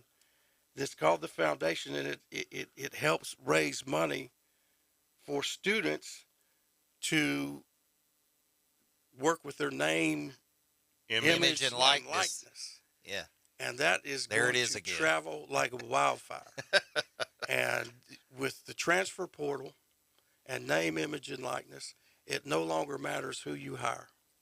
If Dr. Mitchell is an assistant coach at the University of X, and I'm an assistant coach at the University of Y, and my bag is bigger than your bag, chances are you're going to win. I'm getting this player. And that's what it's come down to. It is. Your what used to be illegal. You mentioned the Miami deal that got involved with some shoe companies that were giving money or making bribes to get money. That's all legal now. I mean, the shoe companies and the AAU coaches are as happy as anybody that can be that we now have an NIL. But Will Wade has a violation to where he offered an individual $300,000 to keep her mouth shut. Installments of $50,000 a year. Now they're going down, but if you can arrange it to where it looks like NIL money, roll the bones. So Urban Meyer is going to raise money to go get athletes to continue the tradition at Ohio State. Now, it's my understanding he is a great recruiter. So think about that for a minute. You know, you've got a guy like that taking on that role, trying to recruit players, prop them up with the NIL money. And, where do you think, if they can have any impact, the NCAA is on this? they're nowhere. As a matter of fact, I'm sure they're having board meetings at Penn State and Michigan to see who they're going to hire. Exactly. To come do their NIL. Right. Yeah. And it's no longer about, who's recruiting this player. Is the Porsche dealership in the mix? Right. Is the Mercedes dealership in the mix? Right. Is the shoe company in the mix? It's disastrous. Yeah. But it is what it is. Yeah, it's definitely here to stay, obviously, with the court decisions and that kind of thing. And, in some ways I kind of lament it a little bit because the NCAA, and they messed up here, I think, but they were trying to keep the field as even as possible. And now it's anything goes, it seems like, with the money. And I know that's not entirely true, but it has that feel to it. Like anything goes. If you can bring enough money to it, you can get the best and brightest players in college. And, that was usually reserved for the pros. Well, I'm not a big fan of the NCAA. I've had my run-ins with them. I'm not a big fan of the government. They do some things that I wish they wouldn't do. Have you had some run-ins with them as well? I've had some runaways with them. But there has to be some sort of structure. Put something to keep us in a lane or between the rails. This is just off the rails, and it's not going to get any. It'll get worse before it gets better to the point where there's just no control. Which is sad, and the whole NCAA. To me, it's just like it's not organized. It's not. It's just there's no consistency to it. This whole situation with the Adidas thing and that was, to me, was just poorly handled, because you look at the end result of that whole thing, and all you really have is one coach out of all of it that got mixed up in it that's gone, and that's Arizona. You had a couple of assistant coaches right that pled guilty. Right. You had Bruce Weber, who got fired at Kansas State or resigned. Yeah. And he was on the board of the NCAA committee. Mm-hmm. He did not cut his hair until somebody was going to get punished for their involvement in that. They came out, fired Will Wade, and he cut his hair. Yeah, you're right. All right, we have a caller on the line? Yeah, let's talk to the caller. Go ahead. Hello. Good morning, guys. This is Rob. How y'all this morning? Hey, Rob. Hey, I just want to weigh in a little bit on all this. Now we got Urban Meyer going back. I guess the morals in college sports is gone to crap because, we used to have really the criminals were the ones that were out there really definitely breaking the rules, But now there are no rules anymore. Now they're going to be the heroes, it looks like, Rob. And it is just going to be whoever has the biggest, like y'all said, the biggest bag is going to get the athletes. And that's not the way it should be. Somewhere there's got to be some type of control, morals, rules, something, or the college sports is going to get like the rest of society has gone to the bad place. Yeah, and am I wrong in this? Am I wrong in this thinking? Challenge me here. When you look at the NFL, there's a structure to it. There are rules trying to even the playing field. Right. Right. Yeah. Talk about that. We have a cap on all the sports. You've got a cap, and if you're, regardless if you're the richest person in the world, you still have to kind of keep it even, because he has a cap. And if you're willing to pay extra to everybody else, okay, we'll be your tackling dummy. But none of them are willing to do that. You have free agencies where once you sign, you've got to stay at a certain place for a while, or you're not going anywhere else. There's a contract. You have to honor that. We're not telling these kids now, there's no honoring anything. It's that wherever you find the biggest piece of fruit on the tree, grab that and hang on to it. And what is that? We're calling them student athletes. We're trying to teach them something. But, where do you draw the line on it's just an open, no rules, It seems that way for sure. It seems to me we need the NCAA to step up and take a role kind of like the NFL in some ways to try to manage this. I mean, it needs to be managed. I realize it's out of the bottle and we can't put it back in. But can we manage the fringes? The answer right now is to endure until you see where these tentacles reach out, how far they reach, or how far these roots get into the ground. To make it, what I don't like is there's no loyalty to schools anymore. Right. You have people in the transfer portal now who are leaving a school and going into the portal to see if they can get some NIL money. You know, that team won, and they're coming back and would have a tremendous input into how they do next year. But then, no, you got mom, dad, uncle, cousin, AAU coach, Ichimo, whoever, in their ear saying, man, you need to get that money. Now, That's the problem. It's my understanding, and Rob, are you still there? Yeah. Yeah, I mean, Yeah, I'm here. it's my understanding you really only transfer once. Isn't that once without sitting out? I mean, does anybody know that rule specifically? Because it seems like that. I think that's right, what's been mentioned. So, I mean, it's not like they can go back and forth. No, I think that's right. I think I've heard where what they're doing is they're somebody wants that implemented, and they would be fine with it going once. Then if you transfer into to me and I put my time and effort in you, that next week you're not going to be gone to the next place that offers you $10 more than what we've offered. Yeah. It just seems to me that we have, and what you're talking about, the NCAA. Good grief! I know. I hope you're going to get a whole different staff in there to make the rules for this. But, right. You can't. You want to sit here and say, okay, well, do we get the college, the deans and the presidents to sit down? Well, that's been a fiasco every time they've tried that. So are we going to get the athletic directors? You only want one thing: the best players to come, so I can win to make myself better, so I can get hired at the next school for an extra $5 or $6 million a year. This is killing our country. Everybody chasing the dollar, from politicians, from the federal government, all the way down to the local dog catcher. Yeah, everybody is chasing as much as they can possibly get, which that's fine. That's supposed to be the American way, but I just don't see this being good for sports at all.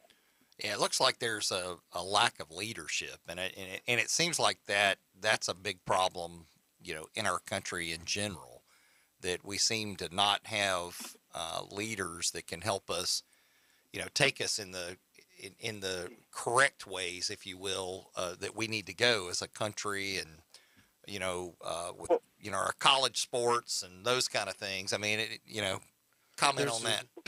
Well, Coach Durham can fill in and put his comments into my feeling, and I've thought about this a long time, and I've talked with Coach Bowden. But with, a lot of these kids coming from the inner city, when you bring them to a school, you get them away from all that fluff around them and people pulling them from here to there to yonder, to be able to give them some type of focus and direction to go and make them a better person. Well, Rob, we've got to. Now it's going to be so much harder. We've got to cut it short and go to break. I got you. Anyway, it's good talking to you. All right, man. Thank you, Rob. You're listening to ESPN 104.3 Northwest Florida. I want to talk of a couple of sponsors: Blue Sky Express Car Wash, Max Fit Sports Nutrition. We'll be right back.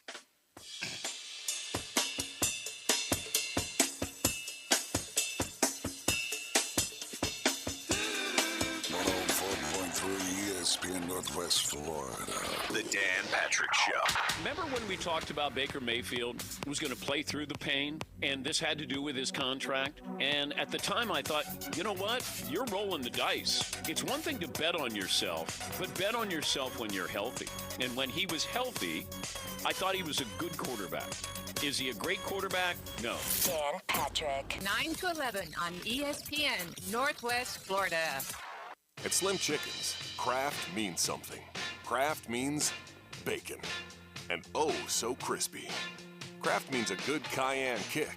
And all-natural buttermilk marinated, made fresh, perfectly fried chicken. All served on toasted brioche buns. At Slim Chickens, craft means quality. And for a limited time, Try our new Memphis-style barbecue chicken sandwich. Try Slim's Craft Sandwiches today. Slim Chickens.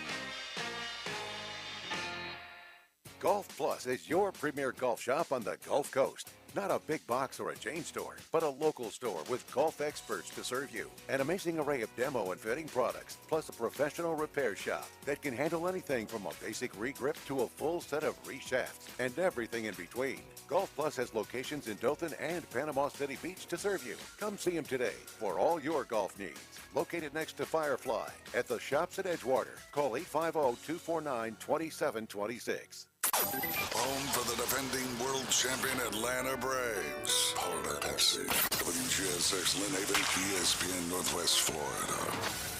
Sykes Concrete has been in business in this area since 1947, and 3 generations later, they're still going strong. See Sykes Concrete for dirt, sand, rock, and concrete. They can handle any size job from the smallest to the largest. Sykes Concrete pays CDL truck drivers some of the highest wages in Bay County, making $50,000 to $75,000 a year, including holiday and vacation pay, plus health insurance. See Hugh Sykes at Sykes Concrete, 8030 Highway 77 on the right, just north of Southport Elementary School. Put down your natural light. It's time for the Alabama Update. The Alabama Update, weekday mornings at 8. On the Coach James Hale Show at 104.3 ESPN Northwest Florida. Roll Tide, roll.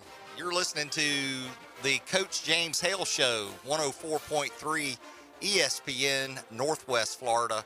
I'm Dr. Chad Mitchell, and I'm joined by Randy Williams and Doug Durham.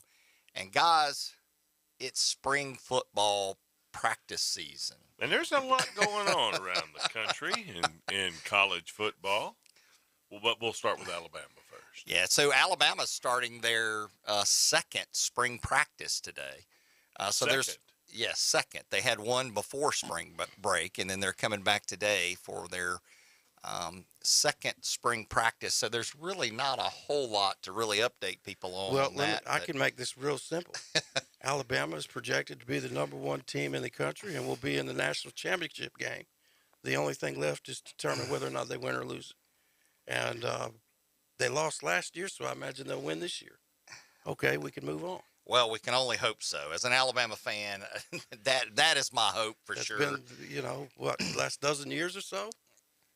So we can go over the schedule of what they've got coming up. I mean, it's always good to look what's coming ahead. And obviously with all of the transfers taking place, the transfer portal, players coming in and out, you really don't know how those other teams are going to be, unlike previous years where you had some idea. And I think it's always good to kind of just project the schedule and kind of, think through this. It looks like Alabama's got Utah State to open up with. That's on September the 2nd of this year. And then following that, they're at Texas. And, with Steve Sarkisian at Texas and with some of the players that he's brought in, transfer portal and otherwise, what do you think about Texas at playing Alabama on the 9th of September? Well, I think Texas probably underachieved last year. A lot of hype going in, a lot of wins early, losses late. But it's, they'll blow up the Yoda versus, the lightsaber guy. Sarkisian, is that his name? Yeah, Sarkisian, Coach Sark. And what's the football coach's name in Alabama? Saban? Yeah. They'll blow that up, be all over TV, make a lot of money. Alabama will win, and then move on to the next week. So, I'm interested to see, Sarkisian at Alabama. I mean, he had all this great talent. He was the offensive coordinator and was able to work that talent and obviously produce a national championship team. Is he going to do that at Texas? I mean, he's definitely recruiting great talent. I look for this game to be a great game, at least to start. I think, right now, most people would say that Alabama has better talent and better depth than Texas. But all it takes is a couple of injuries, during the summer when you're preparing and getting ready for your fall games. And things could look a lot different. It looks like in the past few years, Alabama's had some key injuries that have really been a problem for them. And, that was evident, all the way through to the end of the season. Of course, other teams have injuries too. I mean, as a sports medicine doctor, this is what we follow throughout the season. And we watch a team who's got a great athlete. And when that athlete goes down, boy, it just changes the whole dynamic for that team. What's really twisting things up is depth, whether it's baseball in the bullpen, football across the board, or basketball. How deep is your bench? Depth has become so important because injuries, it seemed to me, happen more than ever. As much as we know about equipment to use and the body, there's still people are getting injured out for the year. So the next man up theory comes into play. But then you enter the transfer portal into that. The next man up doesn't want to be the next man up. I was about to say. He wants to be the man. Right. And so, has that affected depth? To me, it looks like it has. I don't know that we know yet. I think it has to some degree.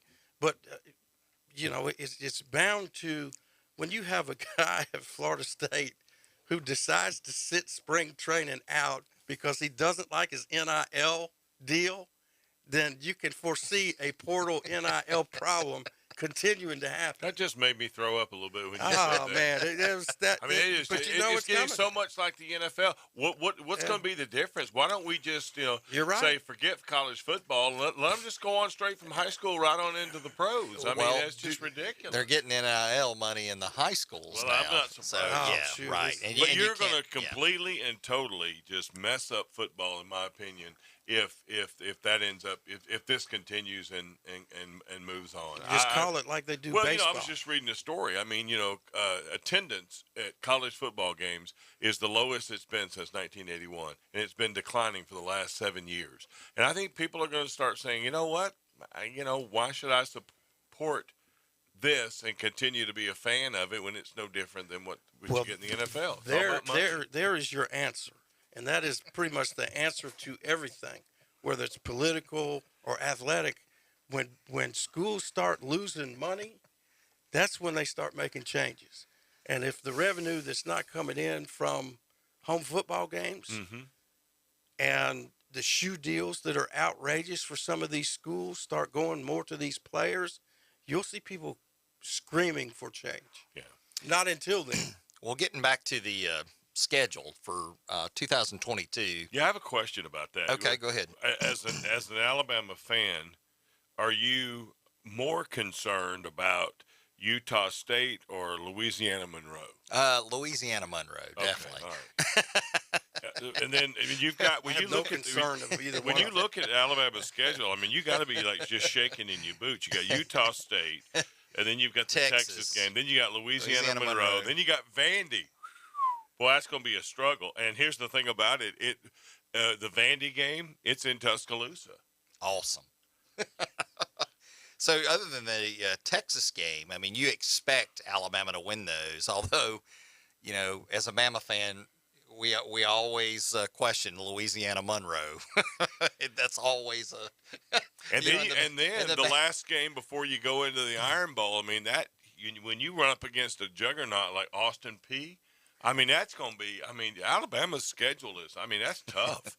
So following the Vanderbilt game, we got Arkansas, Texas A&M, Tennessee, Mississippi State, LSU, Ole Miss, and then it looks like, I think this is that's Austin Peay. No, that's Austin Peay, yeah. And then Auburn. So the middle of this schedule is pretty tough. Back-to-back games. It's at Arkansas. At home versus Texas A&M, at Tennessee, and then at home versus Mississippi State, and then at LSU and at Ole Miss. So there's some knocking going on. Yeah, there's some possible hostility there. On whose part? That sounds like one of those old Bear Bryant schedules when they played Mars University and Appalachia State. Oh. Anyway, the Bama haters are really coming out today, and it's all good. We just ask a question. No, it's all good. It's all in good fun. That's right. Anyway, any of those teams kind of stand out to you? I mean, Texas A&M had a great recruiting year. Jimbo Fisher, he obviously showed, Texas A&M needs to be in the conversation this last year. So that's a game what Tennessee can do. And I'll tell you, year 2 of Tennessee. I'm interested to see how they do. Josh Heupel, coaching Tennessee. I mean, he did a great job with the talent he had. And he's adding more talent to that. The team I think that everybody needs to be on the lookout for in the SEC to me is Arkansas. When I've looked at the transfer portal, their recruiting, they've done an excellent job at getting good players into Arkansas, and that coach is a good coach. And I think that's the reason why, because he's just such a player's coach, and one of those people that when it comes into your house, he's just a laid back, he's an average kind of guy.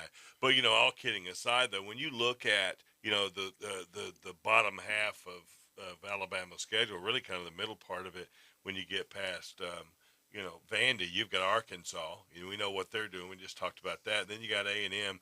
Jimbo's always going to have a decent team, and I think he's building something there.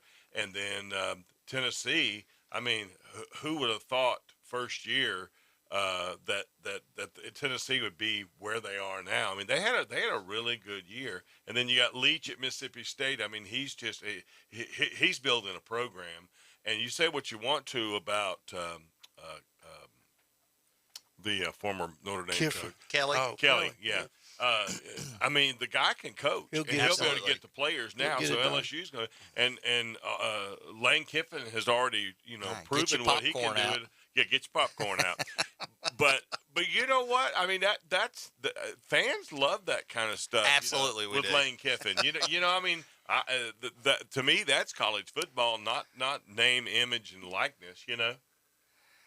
So that's just my opinion. Yeah, we need to head to a break. Before we do that, let's mention a couple of the sponsors. We're in J. Michael's studio. If you're looking for lunch or dinner, consider J. Michael's restaurant out at Panama City Beach. And also, we'd like to give a shout out to Buffalo Rock Products with Pepsi and Dr. Pepper. We appreciate their involvement in our community. You're listening to 104.3 ESPN, Northwest Florida.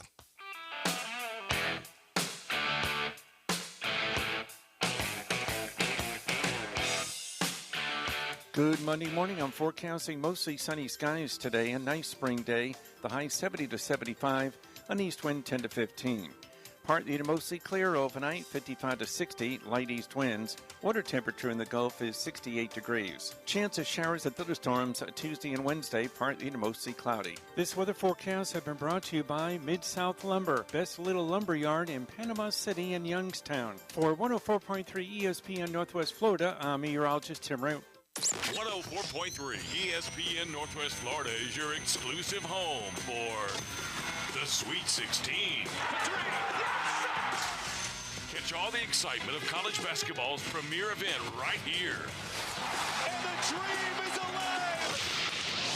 Sweet 16 coverage starts this Thursday at 6. Sponsored by Bill Bird Kia, Reliable Hydraulic Solutions, Ellis Agency Insurance, Panama City Toyota, and ESPN Northwest Florida. Have you been to Gin Gin Super King Buffet? It's not your average Gin Gin. Well, here's what you're missing. Gin Gin Super King Buffet has competitive pricing, a great selection, extensive buffet options perfect for family dining. Menu options also include top quality seafood, hibachi and sushi bar, or select their mouth-watering crab legs by order. Bring the family out to Gin Gin Super King Buffet, located next to Wonderworks at 9802 Front Beach Road on Panama City Beach. In 22, the thing to do is reboot the whole family at That Boot Store. With name brand Western wear for the smallest to the largest Wrangler is available at That Boot Store. Need durable name brand Carhartt work clothes at a price you can afford? Stop by That Boot Store. Next to Bill Bird Kia on 15th Street. Open Tuesday through Thursday 9 to 5, Friday and Saturday 9 to 5:30. Remember Joe's motto, always keep Jesus in your new year. Tiger fans, join us weekday mornings at 8:15. It's the Bay Point Golf Auburn Update on the Coach James Hale Show at 104.3 ESPN Northwest Florida.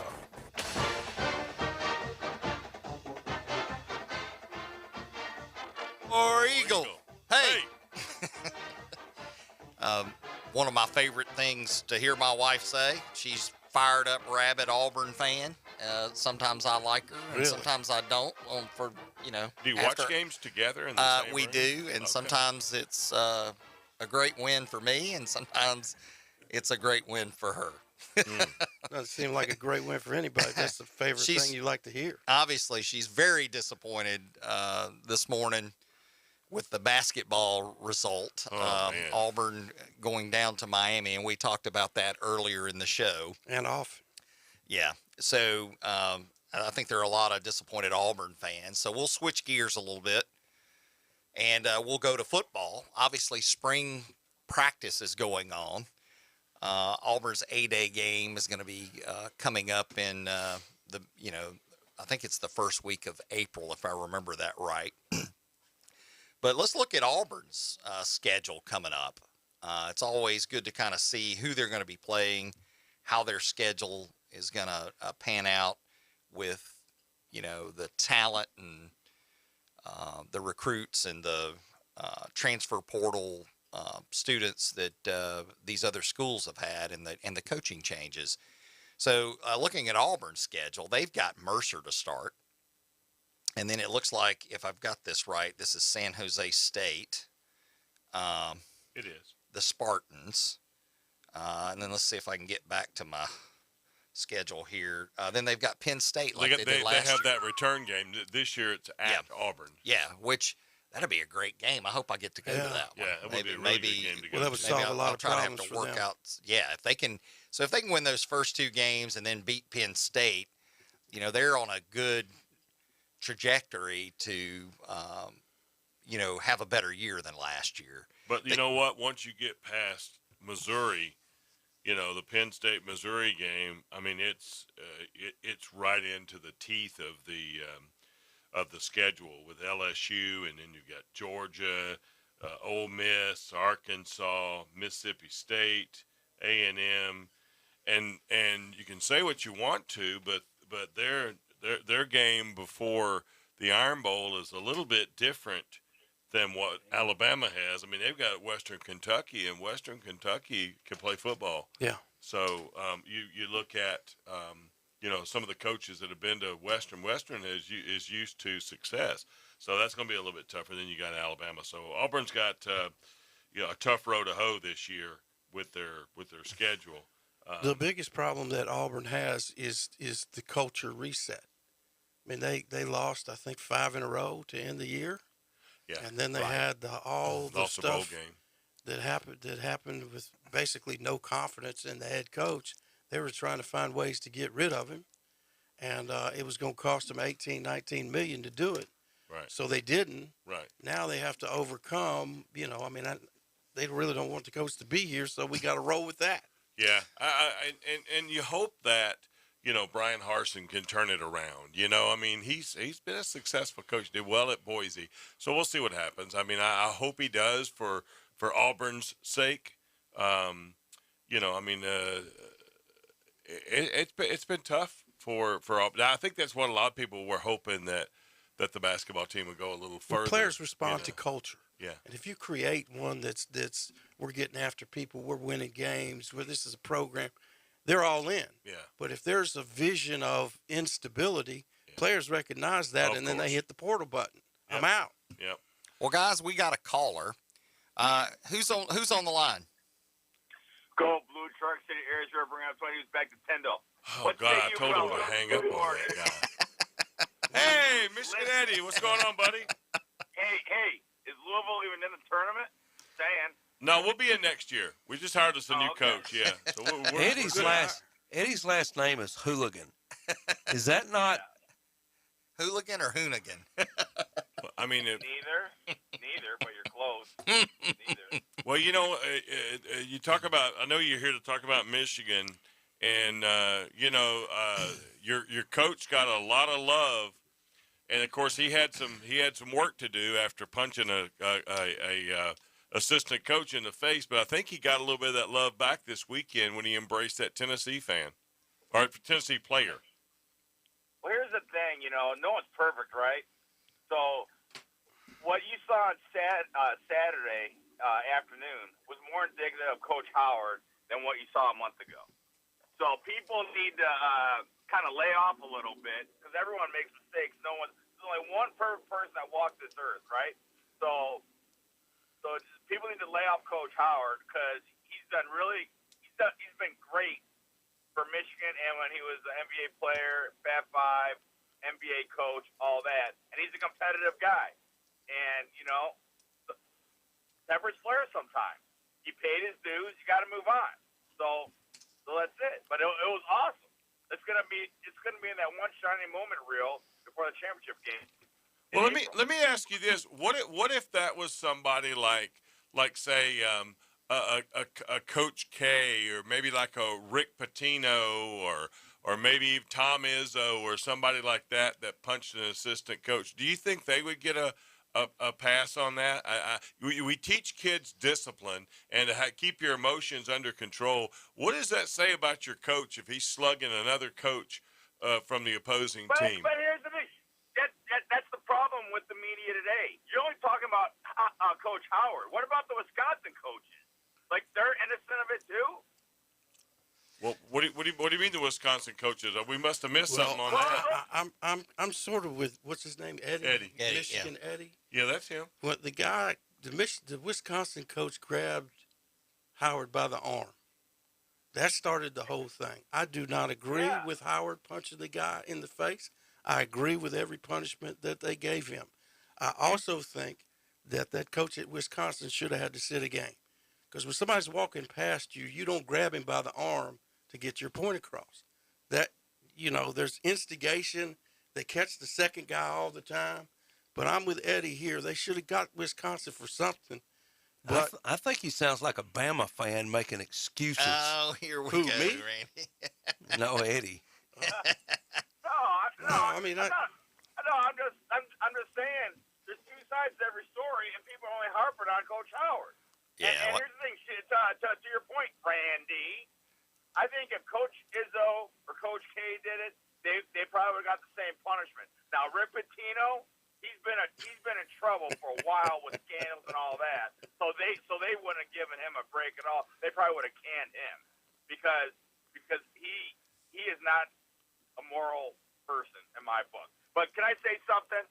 Michigan, back-to-back women's gymnastics champion. Michigan, Big Ten hockey champion. Oh my God, that's impressive. Wow. Michigan women going on to the round of 32. Michigan basketball going to Sweet 16 when no one picked them even to be there. And I think we had a couple national champions wrestlers at the NCAA. Oh, but Lord. here's one thing.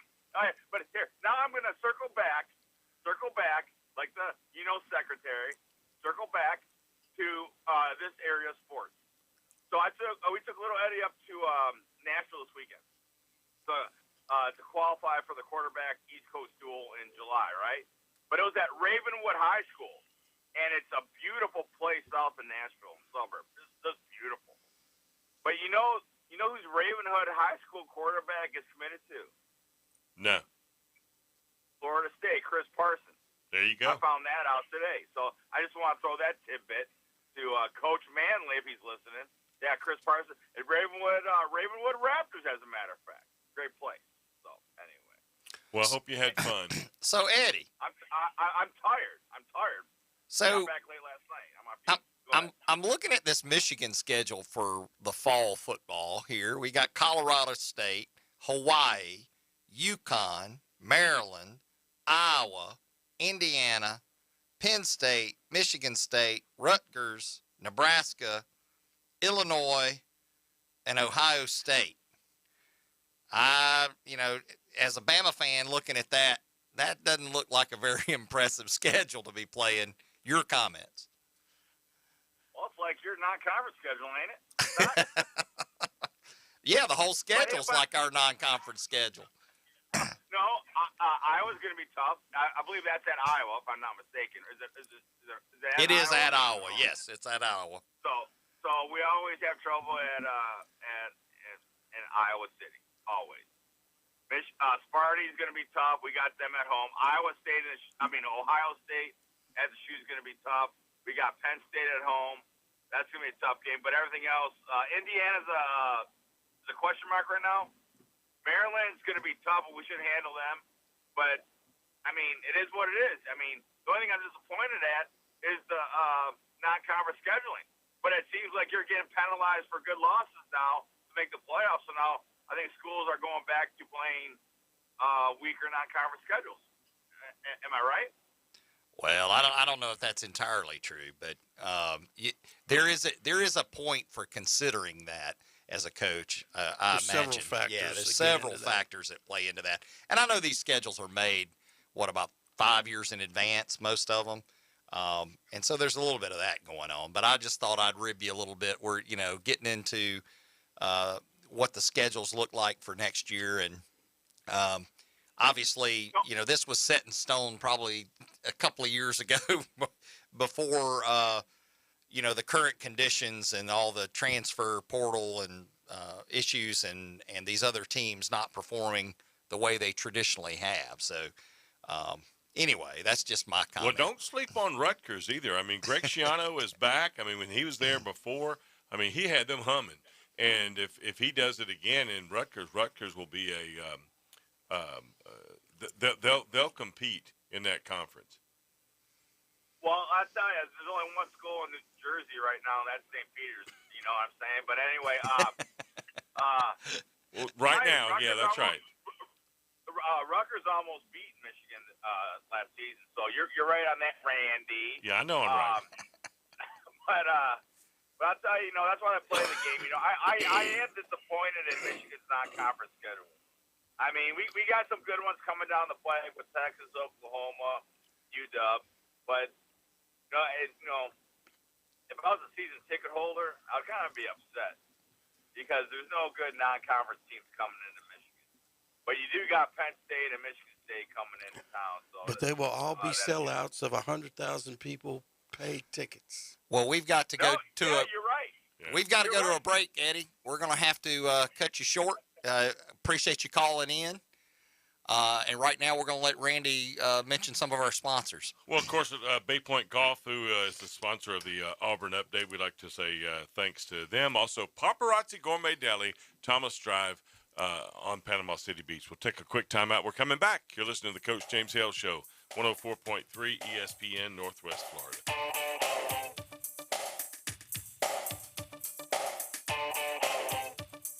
ESPN Northwest Florida.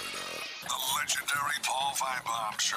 Weekdays. There's nobody that stirs the pot in Alabama better than you. Your show and your staff put together great guests. It's so entertaining. Thank you, thank you, thank you. Don't change the thing. God bless you. On behalf of everyone who works here, we all thank you for sharing those thoughts. The Paul Feinbaum Show. Weeknights starting at 6. 104.3 ESPN Northwest Florida. Here at Panama City Toyota, we love things that last. Of course, it starts with beautiful, reliable Toyota cars and trucks. It continues with every customer relationship, across generations and hundreds of thousands of miles. And now, we're proud to offer something you can count on year after year after year. A free lifetime warranty that covers your drivetrain and powertrain. If you shop with us, we'll be here for you. Because peace of mind should last throughout your entire journey. Do you have a home that you don't want anymore? we can buy it from you within 24 hours, any home, size, or condition. For over 20 years, we've been buying homes for cash and helping homeowners sell their homes immediately, with no listings or strangers walking through your home. Are you moving? Did you lose your job? Going through a divorce? Whatever the reason, if you're in a bind and you know that you need to sell your house fast, call the expert team at I Need to Sell My House Fast. We'll make you a serious cash offer to buy your home in 24 hours and let you walk away from it. No listing, no waiting. Sell any home, any size, any condition, now. Call the expert team at I Need to Sell My House Fast. Make this free call now. 800-431-9667. 800-431-9667. 800-431-9667. That's 800-431-9667. Now, it's the Coach James Hale Show. Go nuts. Live from the J. Michael Studio on 104.3 ESPN Northwest Florida. Knowles fans, get ready. It's the FSU Update. Brought to you by Newbies. On the Coach James Hale Show on 104.3 ESPN Northwest Florida. And welcome back to the Coach James Hale Show. I'm Dr. Chad Mitchell sitting in for Coach Hale. Got Doug Durham with me and Randy Williams. We'll use this segment to talk about some of the Florida football teams. Obviously, we're in spring training right now, or spring practice, and we've got spring games coming up in April. Usually it's the first 2 weeks of April. And we'll start off with FSU. And we'll start off by looking at their schedule, Doug. Starting off, they've got Duquesne, which isn't hopefully it's a win for FSU, right? And then they've got the second week, they're playing LSU, and it looks like it's probably at a neutral location. And then they get into their ACC schedule. It looks like, Friday, September 16th, they're at Louisville. Then they're at home versus Boston College, at home versus Wake Forest. They're at North Carolina State. Then tough game traditionally is Clemson, although we don't know how Clemson's going to turn out this year compared to last year. They definitely have the talent. They definitely have the coaching. They have lost their defensive coordinator. So then you get into Georgia Tech after Clemson, Miami, who, in my opinion, is on the rise. Yeah. And then you've got Syracuse. You can never count out Syracuse. And then Louisiana, the Raging Cajuns. And then last game of the season, Florida. And, Florida's had some ups and downs, and we'll talk about them a little bit in their schedule here in a little bit. But, where do you see the hang-ups in this schedule? In my opinion, I look at this, and I think FSU's got a great opportunity here to improve their record, improve their standing as far as football's concerned. And, comment on that. Well, what do you think? What's your opinion? I'm a mental guy. I'm a mental coach. And when you coach at a high level, like Florida State is a high level, the talent kind of evens out. Every team has talent. Everybody can beat you at certain positions. And I think what you said earlier about their improvements, the trajectory, if you were to kind of sentence where Florida State was in their football program, their trajectory is up. So they were one game away from going to a bowl last year. And I think the year before that, they won 3 games maybe. Right. So they doubled the improvement. If they could get to a bowl game this year, obviously it's going to improve recruiting, which is the bloodline of every sport at every institution. You open up with Duquesne, that should be a win. Right. If they beat LSU. Get the jitters out. Then LSU. It's kind of a dry run, with Kelly as a new coach at LSU, he's definitely got talent. LSU every single year has talent.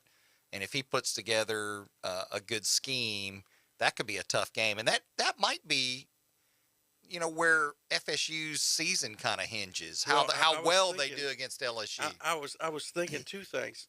That LSU game, but your first 3 games should be a win, and then a toss-up with LSU, and then at Louisville can be a toss-up. But, if you come out of there 1-2, your mental approach is different as if you come out of there 2-1. Exactly. So then you Or roll 3-0. into a home game, 2 home games in a row, Boston College and Wake Forest. You could look at that schedule and say they could be 1-4 or 5-0. Now, Yeah. which team would you rather go to practice with? Right. And finish out the rest of your season. And so from it's exciting. From a mental aspect, I mean, so they got Duquesne at home, then they're going to a neutral site. Right. That to me, that's like traveling. In Where some is ways. this neutral site? I'm not sure yet. It's not mentioned yet. Okay. And then you've got you're at Louisville. So well, knowing the history of these neutral site games, I'd be willing to bet you, and I don't know, but I'm just taking a guess here. It's going to be played in the Superdome, right? Which you is know that, what I mean? is that So really basically neutral? Basically, it's a home game for LSU or Atlanta, one of the two. I mean, I don't know either. Right. Yeah. That's a huge game for both schools. Well, yeah, Right. Brian Kelly's got certainly come out of the gate swinging. Yeah. His whole season will hinge on that game probably as well. Yeah, because if they lose, it would really set a bad tone for the rest of the year, I would think. Right. So, so who do you think is going to be the favored team in that game? LSU. Yeah, that's Probably so, that's what I yeah. would say. But LSU certainly had its problems, and I think if FSU goes in with a good game plan, who knows what can happen. And at least it's at a neutral site. But really, if it's in New Orleans, that's not a neutral site. Yeah. Yeah. I would be surprised if. And outside of their first game, I mean, Florida State that's a pretty brutal schedule. I mean, you look at some of those teams in the ACC that are all of a sudden performing outside of Clemson. You've got NC State. I mean, Wake had a heck of a year. Wake Forest is not your normal Wake Forest. No, they're balling. Yeah. And same with Boston College And and you got Miami. Miami. Can you imagine what's going to happen this year with Miami and at the Miami new coaching too. staff? Yeah. So Oof. Syracuse, you just never really know. I mean, some years they're okay, and then Florida's a toss-up. The last game of the season. I mean, everybody is chirping for Billy Napier, but I mean, it is his first year. We'll see what Be happens. interesting to see what the fall is in Louisiana. Yeah. From Napier leaving. Yeah. As opposed to how they play Florida State. That I mean, we all remember Jacksonville State. Yeah. I mean, you come in and you pay a school $500,000, $1 million. You figure they're going to come in and lose. Right. But Jacksonville State They throws beat you on the Hail at Mary the end of the down game. there and Absolutely. roll out of there with $1 million and a win. That left a bad taste in the mouth of a lot of Seminole fans. Absolutely, and let's hope that's Booster money dried up real past quick. history. Sure did. Let's hope it's past history. So let's switch gears now. Let's look at Florida, the Gators. They're scheduled for 2022. They open up with Utah. That's no slouch. No, it's not. There's that Kyle Willingham. I mean, he feels a good team every single year, and they're constantly in the least the top 15. That's in the swamp. It is, and that's the advantage. But let me tell you, if Utah's playing ball like they have the past couple of years, that's a tough game to start the season with, if you ask me. So, I really think Florida's got their hands full first game, and then they play a Kentucky team who has been rising. They won 10 games last year. Right, and they weren't able to handle Georgia. They're not that caliber yet. But come on now. Who knows? Come on now. Nor was Alabama. Georgia. Come on now. The Jaguars would have trouble with that one. I know. So, but anyway, so they've got Kentucky's second game. Then they play South Florida. That's also at home. Then they go to Tennessee, and Tennessee's one of those question marks. Hard Josh team to has play. got them Right, rolling, though. he I does. mean, you think about, absolutely. And he's out there competing with every other SEC team for players too. Then there's the tough game, Eastern Washington. I hope they can get past that one. I don't think I've ever seen Eastern Washington. But that's weird that they're putting it right there in the right. middle of the year. Well, it gives them a break. It's probably the only team they could get at that time. Yeah, I mean, there's a lot lot of teams lot of between issues. Gainesville and Eastern Washington that So- they could play. The next in line's Missouri. Should Missouri have even came over to the SEC, really? Well, they're almost like the Vandy of SEC. Listen, the first 2 years they were in the SEC championship game. Yeah. All right. You know, I mean, wait till Texas and Oklahoma come over. Right. Yeah, it's going to get real interesting. And then so Missouri on October the 8th, followed by LSU. It looks like they have LSU at home. Then they're playing Georgia at the neutral site. That's going to be in Atlanta. I think it's in Jacksonville as usual. Right? Oh, that's right. Yeah, I'm sorry. Yeah, so look at this schedule, though. Starting in October the 15th, LSU, Georgia, Texas A&M, an up-and-coming South Carolina team, which I'm predicting is going to do better than people think. I mean, you got Spencer Rattler going over there. Yep. You got a great coach that was able to use the talent and beat some people and play some close games. You know, so that's November 12th, South Carolina. Then they finish the season with Vanderbilt, and you hope that's a win, right? And then Florida State. And by that point in the season, we'll know how good Florida State is. Yeah. Yeah, that's the end of the season. We should know how good they were. What I see in that schedule is only four road games. And one of those road games is at Vanderbilt. You should be able to beat Vanderbilt anywhere you play them. So the schedule is really good for them. First-year coach. Yeah. You know, the neutral game being Georgia and Jacksonville, which is not a home game, not a road game. That's why they call it neutral. But I like their schedule. I think he should. I think they'll be happy with the year that he has coming out of the gate.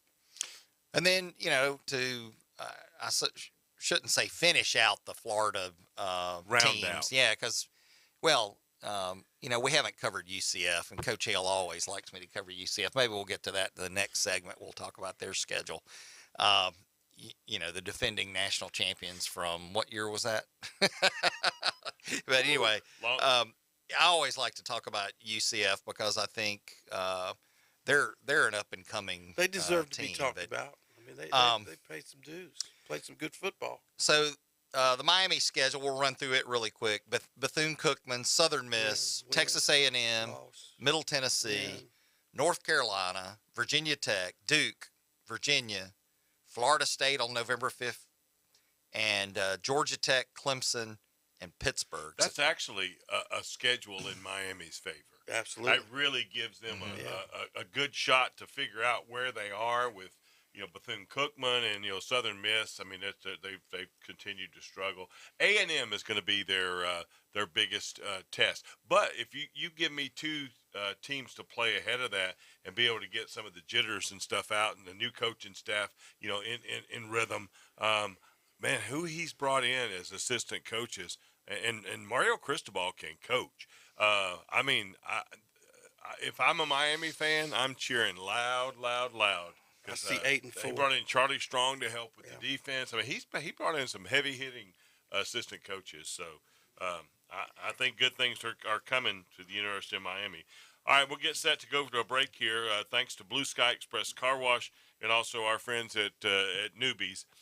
We'll come right back. You're listening to 104.3 ESPN, Northwest Florida.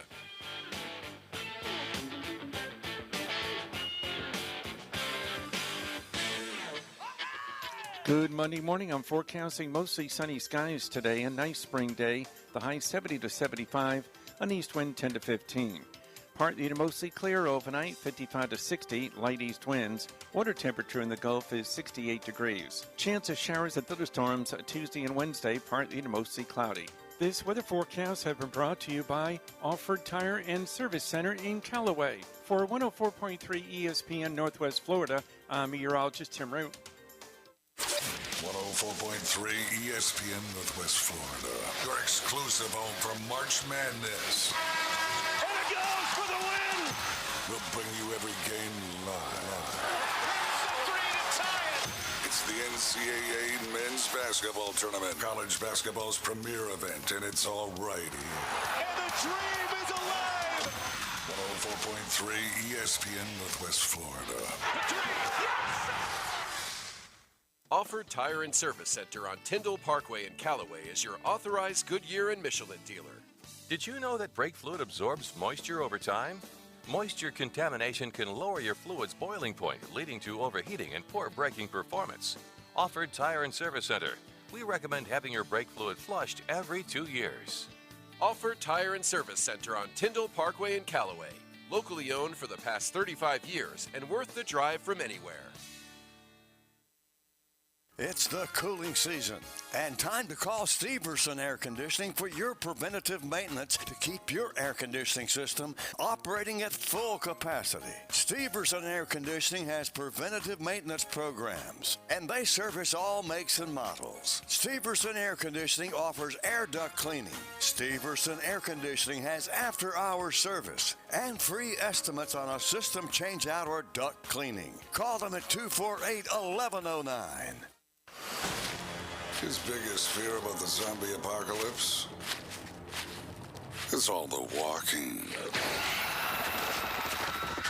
It's the Coach James Hale Show, live from the J. Michael Studio on 104.3 ESPN Northwest Florida. And welcome back to the Coach James Hale Show. This is Dr. Chad Mitchell sitting here with Doug Durham and Randy Williams, filling in for the legendary Coach James Hale, which we wish him all the best. His head just swelled. Hold it down for you, Coach. Julie, take care of it. We got it here. So pride comes before a fall, right? Yeah, absolutely. So let's talk about UCF. And this is one of Coach Hale's favorite topics. Question is the UCF fans going to get on the Gus bus? Oh, they've got the Gus bus. Trust me. I was in Orlando this last fall, and they do have a Gus bus just like they did at Auburn. They've got his picture on the side, and it says Gus bus on it. Oh, and it's a lot of the student transport buses that pick up students. UCF has a neat little system of doing that, and I know about it obviously because my daughter went there and graduated from there. So great school. Yeah. Let's talk about UCF. I mean, they were the best Florida team last year. Now, they don't have the schedule, and I get that, of some of the other Florida teams. But let's look at their schedule. Starting off September 1st, they start off with South Carolina State. And then it looks like on September 9th, they're playing Louisville at home. Yeah. That ought to be a great game. It was last year at Louisville. Right. It was a really, really good game. And we'll see what Gus Malzahn's got going on at that point. I think that's his first challenge, and we'll see how good a team he has. If he handles Louisville, then watch out. Now, Louisville has certainly, their recruiting this year has been strong. They Right. brought in a bunch of new assistant coaches, kind of mirrors what Miami has done. You know, they brought in, new assistants, and they really they've gotten after it as far as recruiting, pulled some stuff from the transfer portal. So it should be a different Louisville team this year going against UCF. But, of course, this is what Gus's second year, so he's settled in. That'll be a really good game. Just like it was this. Remember last year's game? I didn't get to watch, but like the tail end of the game, and it was a nail biter right to the end. I think we'll probably see that again this year. And that's really what we want. We want good football games. Absolutely. So we'd like to see. Yep. I'd rather see UCF blow them out, personally. I think you offended Randy over here. I think his feelings are hurt. Anyway, following Louisville, they have Florida Atlantic, then Georgia Tech. And, I look at the schedule. I mean, those could potentially be wins. I mean, Louisville's the tougher game in that. Georgia Tech has been just really struggling. And then they play an SMU team, which you just really don't know about them. I mean, isn't it like year after year you don't know? Right, but they're. I mean, they've been doing pretty well. Then you follow that game with Temple, East Carolina, and then obviously last year Cincinnati was the powerhouse of that conference. Well, don't expect anything less this year either. Yeah, right. So I think that's going to be their big challenge. They were able to keep him. That was a good thing. I mean, that they were able to keep him. I mean, because Cincinnati they have a long history of really good coaches. You know, Brian Kelly came from there. I mean, there's a lot of guys that came I from. believe, if I'm not mistaken, they're joining the Big 12 That's after right. Texas and Oklahoma. And UCF's going with them. UCF Yeah, is going. that's correct. Yeah. That's not too far. Well, I take that back. That's a pretty big step down, actually, from a financial standpoint. Nobody in America has Texas money. And then after Cincinnati, they're traveling to Memphis, which that traditionally has been a tough game. That's been a great game to watch. Memphis has been good the last couple UCF, of years, too. that's right. Yep. And then Tulane. Tulane surprised us all last year. Mm-hmm. Navy can surprise you on any given day. That's exactly right. And then South Florida. So, I mean, that's the schedule for the UCF Knights. Not the greatest schedule in the world. But an opportunity to win some games. You know, it kind of reminds me of the Michigan schedule a a little bit. But Just you to know what it rib does? Michigan Eddie Just a little kinda, bit. You know, it's like nothing to really get excited about. I'm Is sure. That what you mean? I'm sure we're getting an eye roll there. That game last year, Louisville and Central Florida, was the final score was 42-35. Louisville intercepted the ball, ran it in for a touchdown. That's how they won the game. So, but yeah, that schedule. Just going down the schedule, it was like it kind of felt like deja vu of reading that Michigan schedule all over again. Not really getting super excited. You know what I mean? It's called keep your job schedule. That's how you schedule. I think Michigan Eddie's going to call back tomorrow for sure. Or today. We can hope not. So anyway, I mean that's our update with football, updating the schedules. There's really not a lot to talk about because we've got spring practices going on. We're going to have spring games coming up, and you don't really know a whole lot even after the spring games. You kind of know what the talent is, but you don't really understand how that team's going to perform till really they start playing in the fall. Yeah, you're exactly so right. they're just trying to avoid injuries and trying to get to a place where they know who their starters are, what their depth is, and then deal with any transfer portal changes that happen after the spring too. You know there's going to be some. There have been the past couple of years. So anyway, the exciting thing to look forward to right now is this Sweet 16. And I thought we'd go back over the Sweet 16 games that are coming up. This is where it gets interesting, Doug. Don't you agree? Well, it got interesting on Selection Sunday. Yeah. But because the first couple of rounds are just madness and all these upsets. And teams that weren't supposed to win. Auburn loses, Kentucky loses, St. Peter's wins, Houston wins. It's madness. But you got 16 teams here, and other than St. Peter's, they're the cream of the crop. There's and maybe a couple others. You wouldn't be surprised if any of them won the championship. Right. So it doesn't matter if you're 33-3 or 22-12. Either one can win the national championship. Yeah. So, the cities that are hosting these, you've got San Francisco, Philadelphia, Chicago, and San Antonio. In the San Francisco area, you're going to have Gonzaga playing Arkansas. I really look forward to that game. That's going to be a good game. I think there's too much experience for Gonzaga. I'm a SEC guy. I would like for Arkansas to win, but I think Gonzaga will out-execute them. And, Bama beat Gonzaga earlier in the season. That team was. Right, yeah. So, anyway, Arkansas, Gonzaga. Then you've got Texas Tech and Duke. Texas Tech's playing pretty good ball. Nobody wants to play them. Their defense is as good as there is in the country. But I like the Coach K trained final year.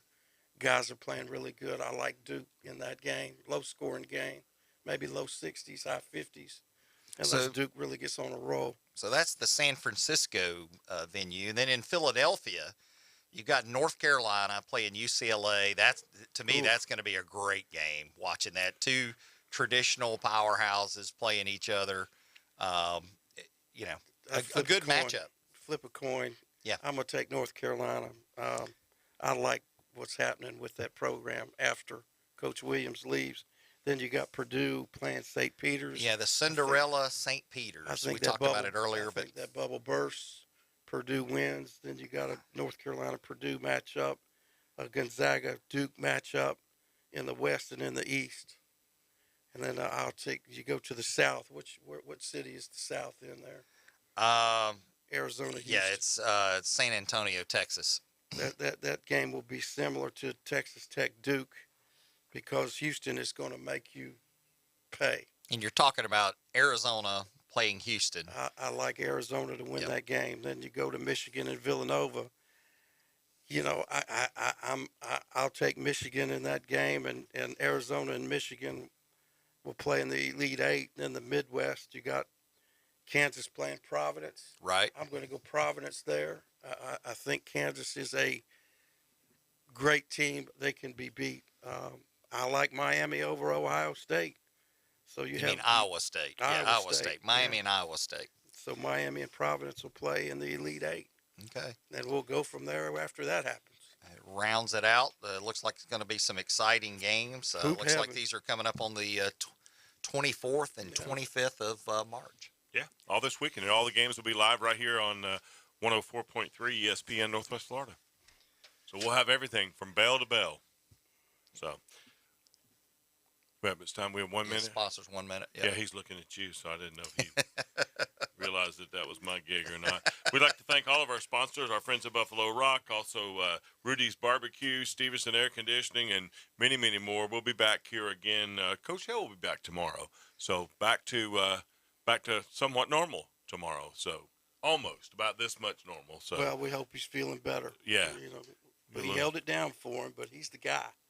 Yeah, so we need the guy to be in the mic. Yep. That's exactly right. Afternoon Underdogs with Old School and David will be here this afternoon from 4 till 6.